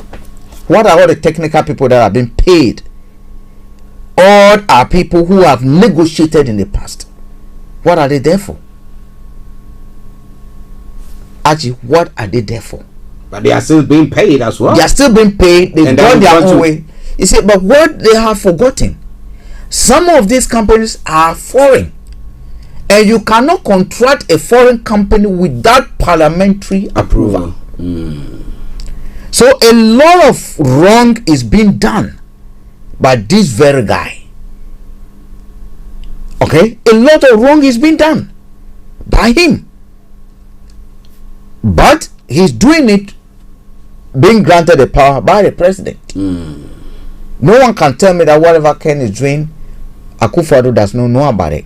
His main job, because we are told when the MPs met him, when they demanded for his resignation, information that came out was Akufo-Addo was furious initially and was asking people, when Ken was using data bank money to finance a party or finance him, where were those who are calling him? Yeah, I remember that statement. So it means to tell us that you appointed him to come and pay back the bills. Yeah. Which is exactly what he's done. Borrow and take commission. Borrow, take commission. Actually, the equation is perfect. You cannot run away from it. Do you think that if he's moved away, it will bring a bit of confidence in Ghana's finance, and then like what happened here, and then we saw a bit of Archie, you are an investor. You are someone who wants to go and put money somewhere. They've given you a whole burden full of products. You come to tell us that the rain fell, some got rotten, criminals came, and you cannot show the results of what? If they are asking for a warehouse manager, do you think they'll come for you? You don't have a clue what to be done there. So do you think if you're a warehouse manager and people bring their products to you and you cannot use them judicially, do you think the next time they are looking for a warehouse where to dump their things, they will bring it to you? They will not bring it to you. Investors are saying to us that the managers of Ghana's economy have demonstrated beyond reasonable doubt that they are clueless about what they are doing. That when it comes to finance, they do not understand what it means. That the way they have handled it does not augur well for public confidence. And investors are saying, look, we are morally good people. we want our money to go to do to go a long way. Actually, I can tell you on authority that development partners are withholding money from Ghana today. Okay, that's a serious one. Actually, I'm telling this on authority from an office close to. They are withholding money. Do you think all this leg dragging IMF is doing? Travel come. They want some assurances. If Akufo-Addo moves Ken today, those processes will speed up. The confidence in Ken is at its lowest. Okay. And if markets, Ghana is more of a capitalist economy. Yeah. Full. I mean, it's even more capitalist than those who preach capitalism themselves. Because the US, they got cushions. Yeah. Outside, some of the feeders. Yeah. Actually, as I speak to you now, yesterday my voucher arrived. I got electricity credit 66 pounds. 66 pounds. Yeah. As we speak today, I'm not part of it, but there are people who are 8 million people. 324. Are you getting me? So there's a bit of cushioning. That's why when people rubbish the whole global economy and all that, actually it's rubbish. It doesn't add up. Okay, let's take a quick break and then we will be back with you. Starr Radio UK, your favorite African and Caribbean radio station in London. Bringing the time now to 12:36. That's 24 minutes to the top of the hour. We'll be having we're looking at some more of the stories making around there. Interesting takings there. What do you think about all that there? Interesting one. Do you think that the finance minister should be moved? If he's moved, how would that impact? How would that impact the economy of the country? Would that give it a bit of confidence for, as Frank is saying, that the national development agencies are withholding their funds because they think that we don't think any good thing can come out from this man, and therefore maybe as the majority MPs in Parliament are calling for his removal, that should be heckened too. But the president is giving him reassurance, and reassurance. What? He was the one who propped me. He was the one who supported me when all had actually left me. He was the one who stood by me for me to get to the presidency. So maybe in reward to his quest or his good job that he did to get him there, he has to also continue to keep him in that office. But what do you think? It would be lovely to know what you are thinking there. But it's all coming your way from Starr Radio UK. It is your favorite African and Caribbean radio station in London. In some other stories, we are looking at, like I did discuss with Mr. Olayomi Koiki earlier on, pertaining to the PDP and the APC, where are they to talk about the fact that, let's forget about the cessations and the various things that was going on or that is going on at the moment. We see two strong parties in the country, that is the ruling government and the opposition, that is the APC and the PDP. But it looks like when it comes to the biggest opposition party in Ghana as well, the NDC, there seems to be, I thought that maybe they would just allow the former president John Dramani Mahama, who has been a vice, who has been a president, and who has been an opposition leader, a leader as well, to just continue because but it looks like we have got Dr. Kwabena Dufour, who is also throwing his hat into the ring this time around to contest with John Dramani Mahama. Do you think the best bet is just to make them the president and his running mate, or the fact that the president chose a lady for his running mate in the other election, the election a couple of years ago? It will be difficult for him to decide to do a U-turn and now come to his opposer. Now, officially, the only National Democratic Congressman who has declared his intention to run for the party's flag bearership position is Dr. Kwabena Dufour. Now, making the announcement at a press briefing on Thursday, November 3, in Accra, the former Minister of Finance brought finality to the uncertainties or otherwise about his recent political intentions. He goes on further to say, today I officially announced my intention to contest for the flag bearership of the National Democratic Congress. Anytime the party opens nominations, I have led a great public and private life. One of the successes and accomplishments I will offer myself once again to serve the land of my birth with great humility and sacrifice when I'm given the chance to do so. If that happens, he'll be the first somebody from a financial background to be a leader of the party and of course of Ghana, should he win that. But do you think, because I'm looking at it from the point that the former president John Dramani Mahama nominated had a lady as a running mate, okay, and I was thinking, just to stop all this, because the moment there is a break in the front, then unity, when there is no unity in the front, then you seem to be fighting a lose battle. Now, do you think it's wise for Dr. Dufour to throw his hat in now? What would be the stakes? The country we need now, I tell you honestly, we do not need retirees to come and tell us what they are going to be able to do. This is not KFC starting at the age of 76 or 79. That's not what we want to do over here. We are not mixing spices over here. Look, I've said, and I'll keep on repeating this, that Dufour has nothing to offer the country today. If Dufour wants to do something, he should have imparted in his children. And Dr. Dufour, that's his son. If his son picks up a nomination form that I've learned a great deal from my dad, and I want to contest on this seat, I will applaud him, but not Dufour himself. Why do I say that? Yes, you might have built banks, you might have this, but actually the privileged position, who was Dufour until he became the Bank of Ghana's this thing? He went through the ranks as a worker, rising through the ranks, was appointed as the governor of the Bank of Ghana. How many of the companies were in place prior to that? None. How many of the companies were in place before he became governor? Starr Assurance, was that in place? No. None. Holder Logistics was not there.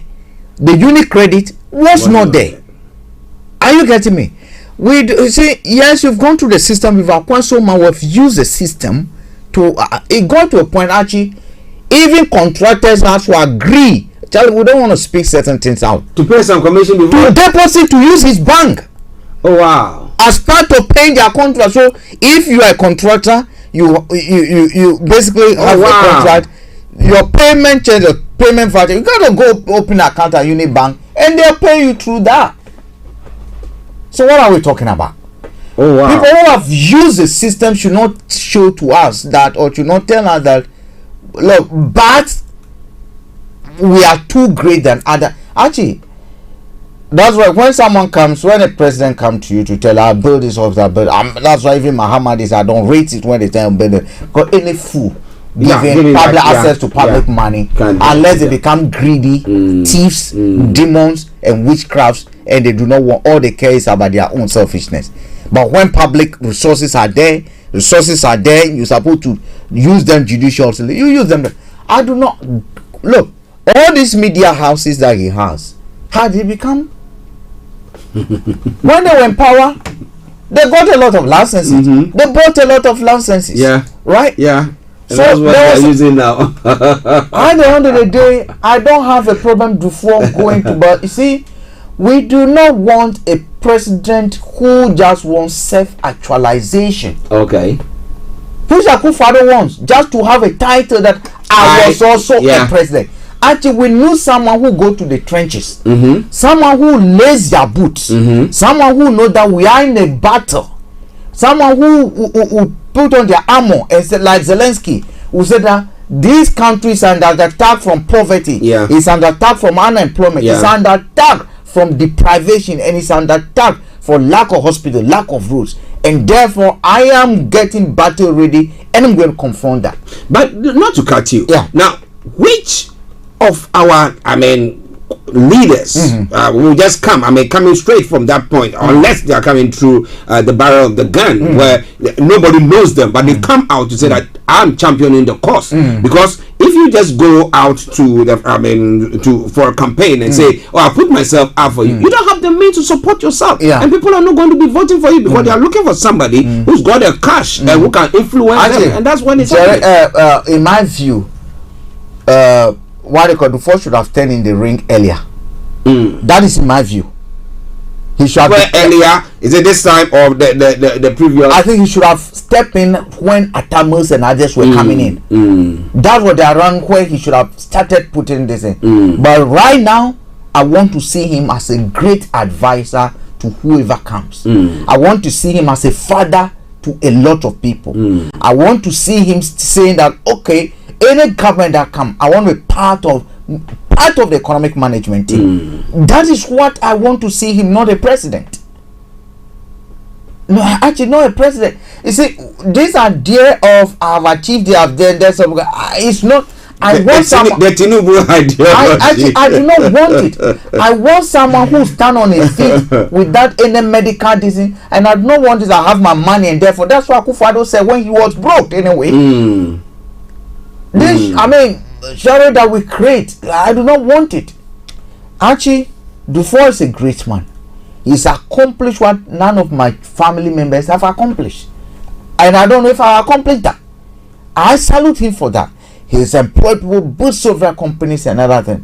All I want him to do now is tutor people, help people. I do forcing. You are there. Come, let me counsel you. Fifi Kote, you are my deputy. Let me help you. He has Institute of Fiscal Studies. Yes. How do you use he's a question impact. Yeah. That is what I want now. That is what the young want to see him do now.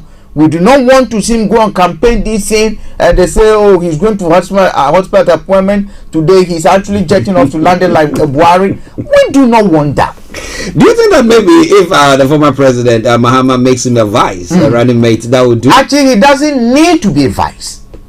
What does it need to be? You see, Archie, the moment we begin to appoint people because of self-actualization, which is what Dufour want now. Akufo-Addo told I want to come and deliver. All Akufo-Addo wanted was self-actualization, and we can see the results. That Akufo-Addo today is just now me a president. He's clueless. I couldn't be president. I see me. He's clueless about what he's doing, and he doesn't care. Dufour, I respect him. I met him a couple of times. You remember? Yeah, I met him. Yeah. Yes, I respect him, but I think he's great. Going to be president at this time will damage. Even now, if I were Akufo-Addo, those are the kind of people. The other time, what they call it,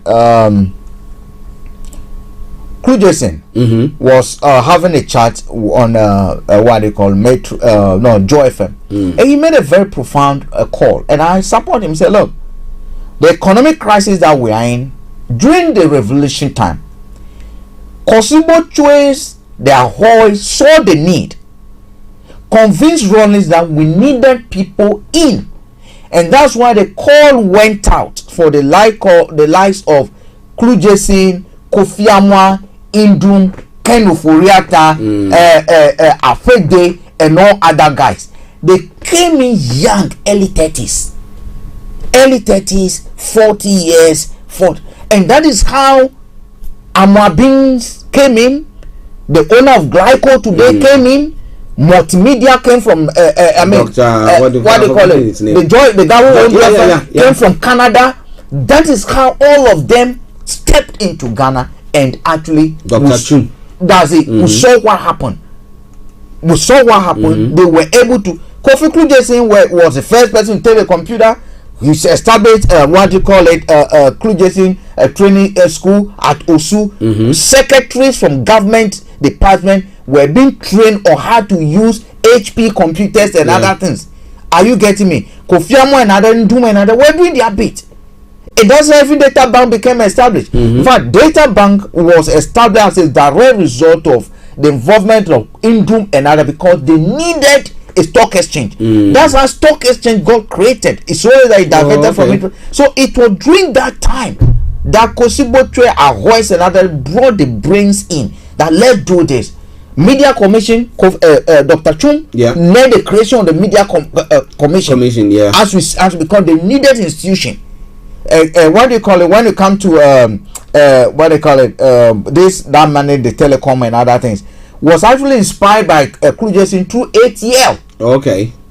Are you getting me? So they came in, brought in their contacts, MoneyGram. Yeah. MoneyGram, Western Union. Those around that time that they came in. So what the call is now is, okay, these people still have their contacts, right? You've damaged Dufour. You've damaged Indum. You've damaged Amwabin. The brains they had, you cannot, take their brains and plug into Gabriel Chiridaku. You can't do it. You cannot, put Kosindum, cut his head, put Banti there, and become Amwabin today. It's not going to happen. The militants that you have at Jubilee House, you're not going to take a military person over there and turn him into Amwabin. It's never going to happen. These guys are people giving gifts, and all you need to do, bring them back to the table. Wherever we've gone wrong, call them back. Say, look, we have a crisis. How do we tackle it? Actually, I'm going to give you a personal. I'm going to give you something.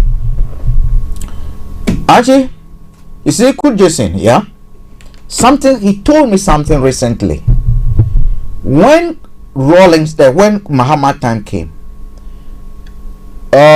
his company, during before Muhammad, his company, when Kufuor came to power, Zoom Lion and others went after him.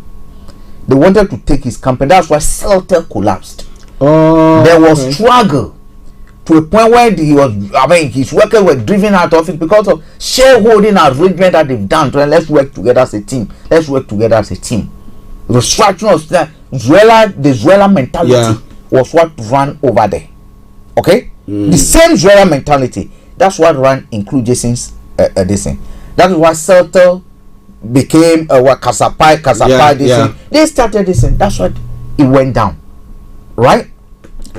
Now, when those struggle, Zoom Lion, because he's so connected, when it became to Muhammad time and other, a lot of things went what do you call it, Bevlula and others were involved and other things. Actually, there was something that happened. That's why Celtel is coming back. He was called to US, and when they called him to US, they said, look, we're going to give you a leeway to do certain things. The leeway we're going to give you, we're not going to give you money, but we're going to give you contacts to certain people. We know the way you've worked with ATL. We know the way you took HP. We now want to open another avenue. We've seen whatever has been the legal battle and other things, but we're glad that you did not go trying to bribe people, but you stood your ground. You were ready to lose if you have to lose up. And that is how they gave the license for Google. They gave him the license for Lenovo. They gave him the license. They linked him directly with those companies to Cisco and all those people. So if you look at even his Cisco contract, they will tell you that in contract itself, they mention his personal name in the contract. People have contacts. Kofi Amwabin, Duma and others will have contacts that some of us do not have. Yeah. Some of everything that goes wrong, some of them can just pick up a phone. Yeah. Something happened, and I'm going to give you. When I came back, I told you Ghana Education Service, their secondary school internet was there. Auntie Hughes, the satellite company, were those who were controlling the backbone of the whole entire system. Oslo also gave the contract to a Nigerian guy through what do you call it? This company that used to be a circle that were training people. I'll get it for you. They gave the contract to Nigerians, yeah, and they were telling them that everything that were the internet was fiber. It wasn't fiber. It was through satellite connection. Through Hughes were the backbone, and Yaklik, which is an Arabian, Saudi Arabia, working from South Africa, were those implementing it. They were at the background. These guys were not paying. The total bill that was supposed to be paid was around $200,000. They were charging the country almost a $2 million, right? They were not even paying the bills. We were there, and doctor had a call. I'm telling you this on authority, right? Huge call, doctor said they've disconnected. If he wants the contract, they'll give it to him. He said he doesn't want it, but see what he did. He made a call, went to arrange a meeting, got a satellite company, Yanklick, to meet the education ministry. These are our children. What do we do to fix it? The good news is that, not to cut the long, so as we now they've reconnected them. People have contact. So before you have contacts, Akufo-Addo should now be looking at Dufo and others to come together. Yeah. How do we bring the Pianims, Indums, Amoabins, Dufuos, all those great guys, bring them to the table? This is a crisis. What contact do we have? What can we do? Yeah. What can we do? That is what we need now. But when it comes to African political leaders in Africa, because of pride, they will never get the opposition or the opponent to say, come on, give us a help or give us your brain or what you think about it. I do believe, look, Dufo today can be lecturing, can be giving speeches on a weekly basis, telling us how we can fix the country. But I don't want to see him as a president. I think he's too old for me to be a president. Now, I'll be a hypocrite if I've always stood against people who are certain and then because he's Dufo, I respect him much.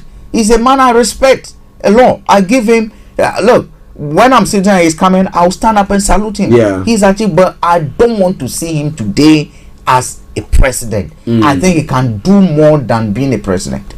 By now, he should be bringing the finance minister, people like those who have worked in the ministry, and trying to link up, lead. He should be leading. He should lead from behind. He should lead to them and say that, look, our country is in crisis. He also said it. Yeah. You do not have political power, but provide alternatives. Yeah. It should tell you what the Institute of American Progress does. Providing alternatives, but when it comes to ours, we don't. We have the alternatives in our head. We don't want to put it across for somebody to use. Yeah, ask whether Mahama is going to go, whether Mahama, I'm setting Mahama go out, whether definitely, whether he'll be the best person, I don't know. All I know is that he will assemble a better team than he did, and he'll do better than he did at the other time. And I do believe Akufo-Addo leaves power to them, giving opportunity to come back again. Akufo-Addo will perform better than he's doing now. I see. Because sometimes you do not, Archie, Akufo-Addo doesn't know what is going on in Ghana.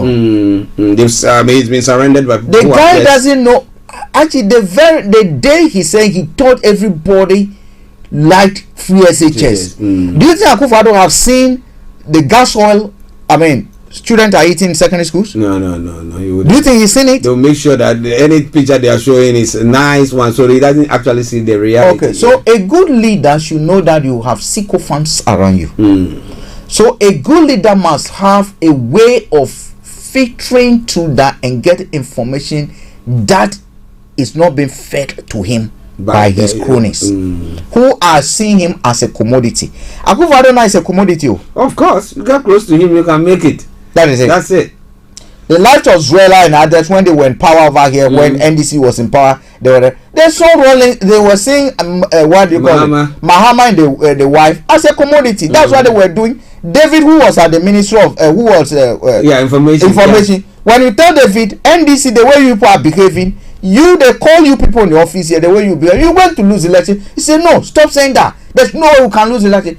Power lies in the hands of the people. Yeah. When it happened, I don't know where he is now.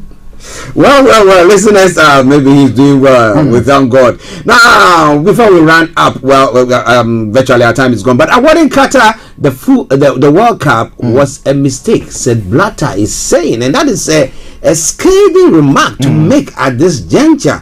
Okay, but we're not.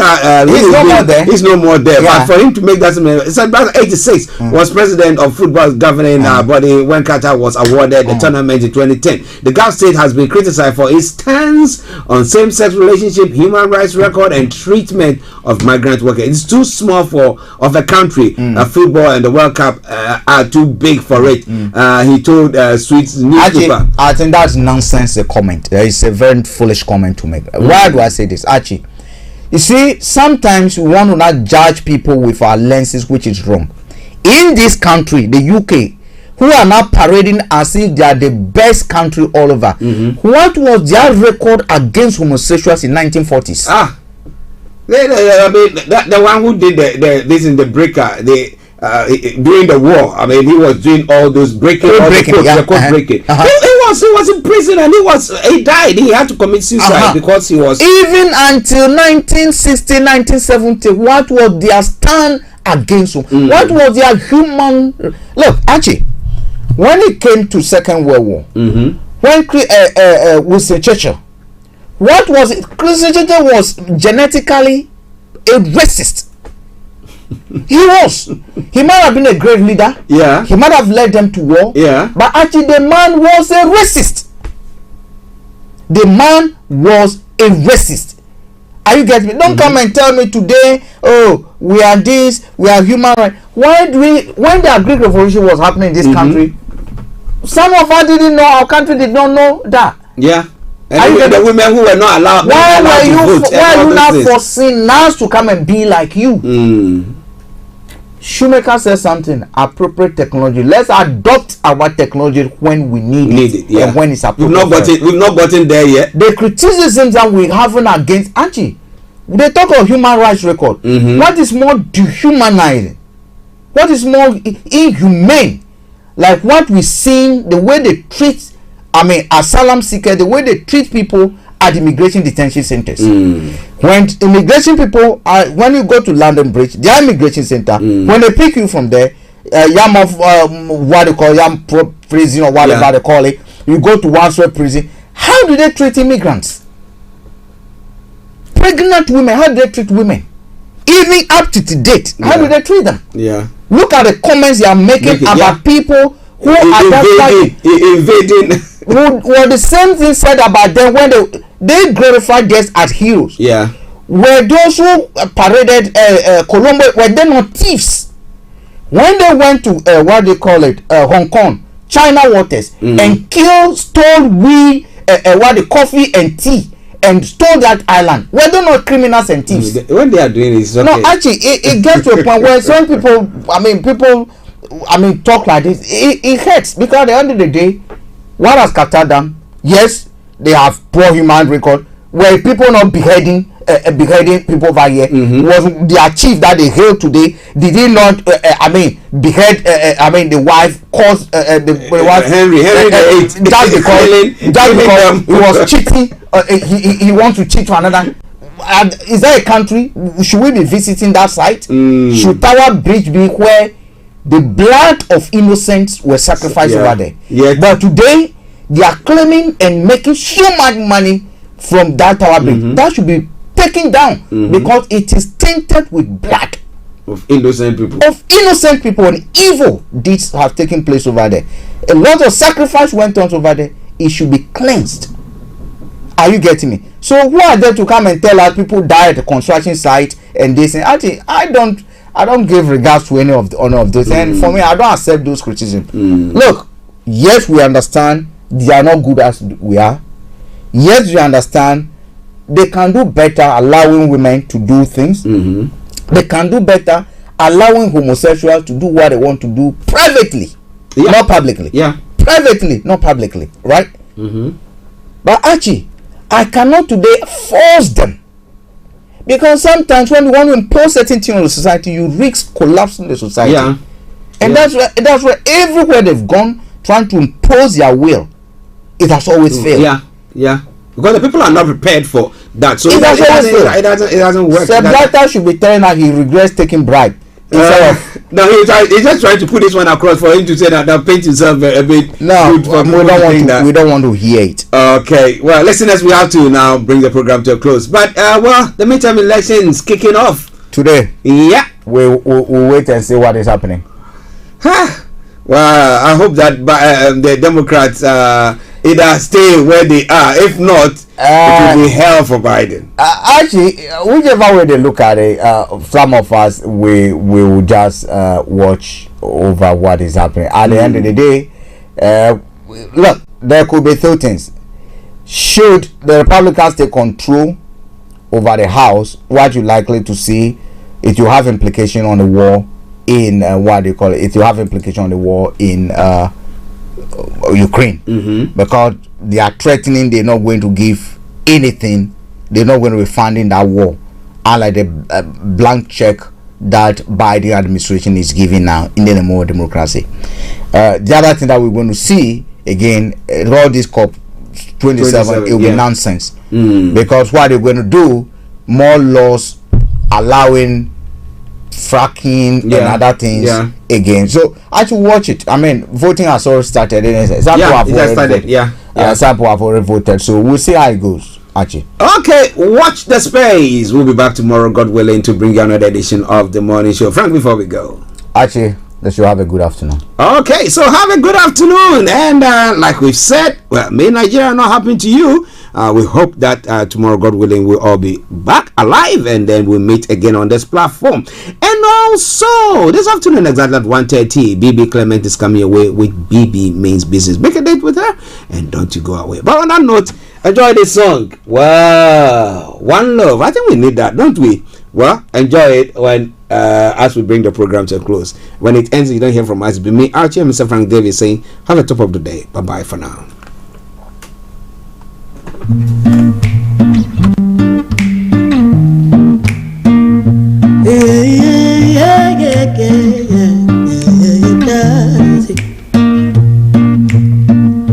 Let them all pass, all the dirty remarks.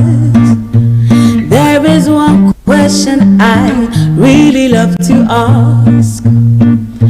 Is there This is Starr Radio UK. hopeless sinner who has Thanks for listening. believe me, one love, one heart. Let's get together and feel love. Thanks for listening. Talk about the heart, one heart.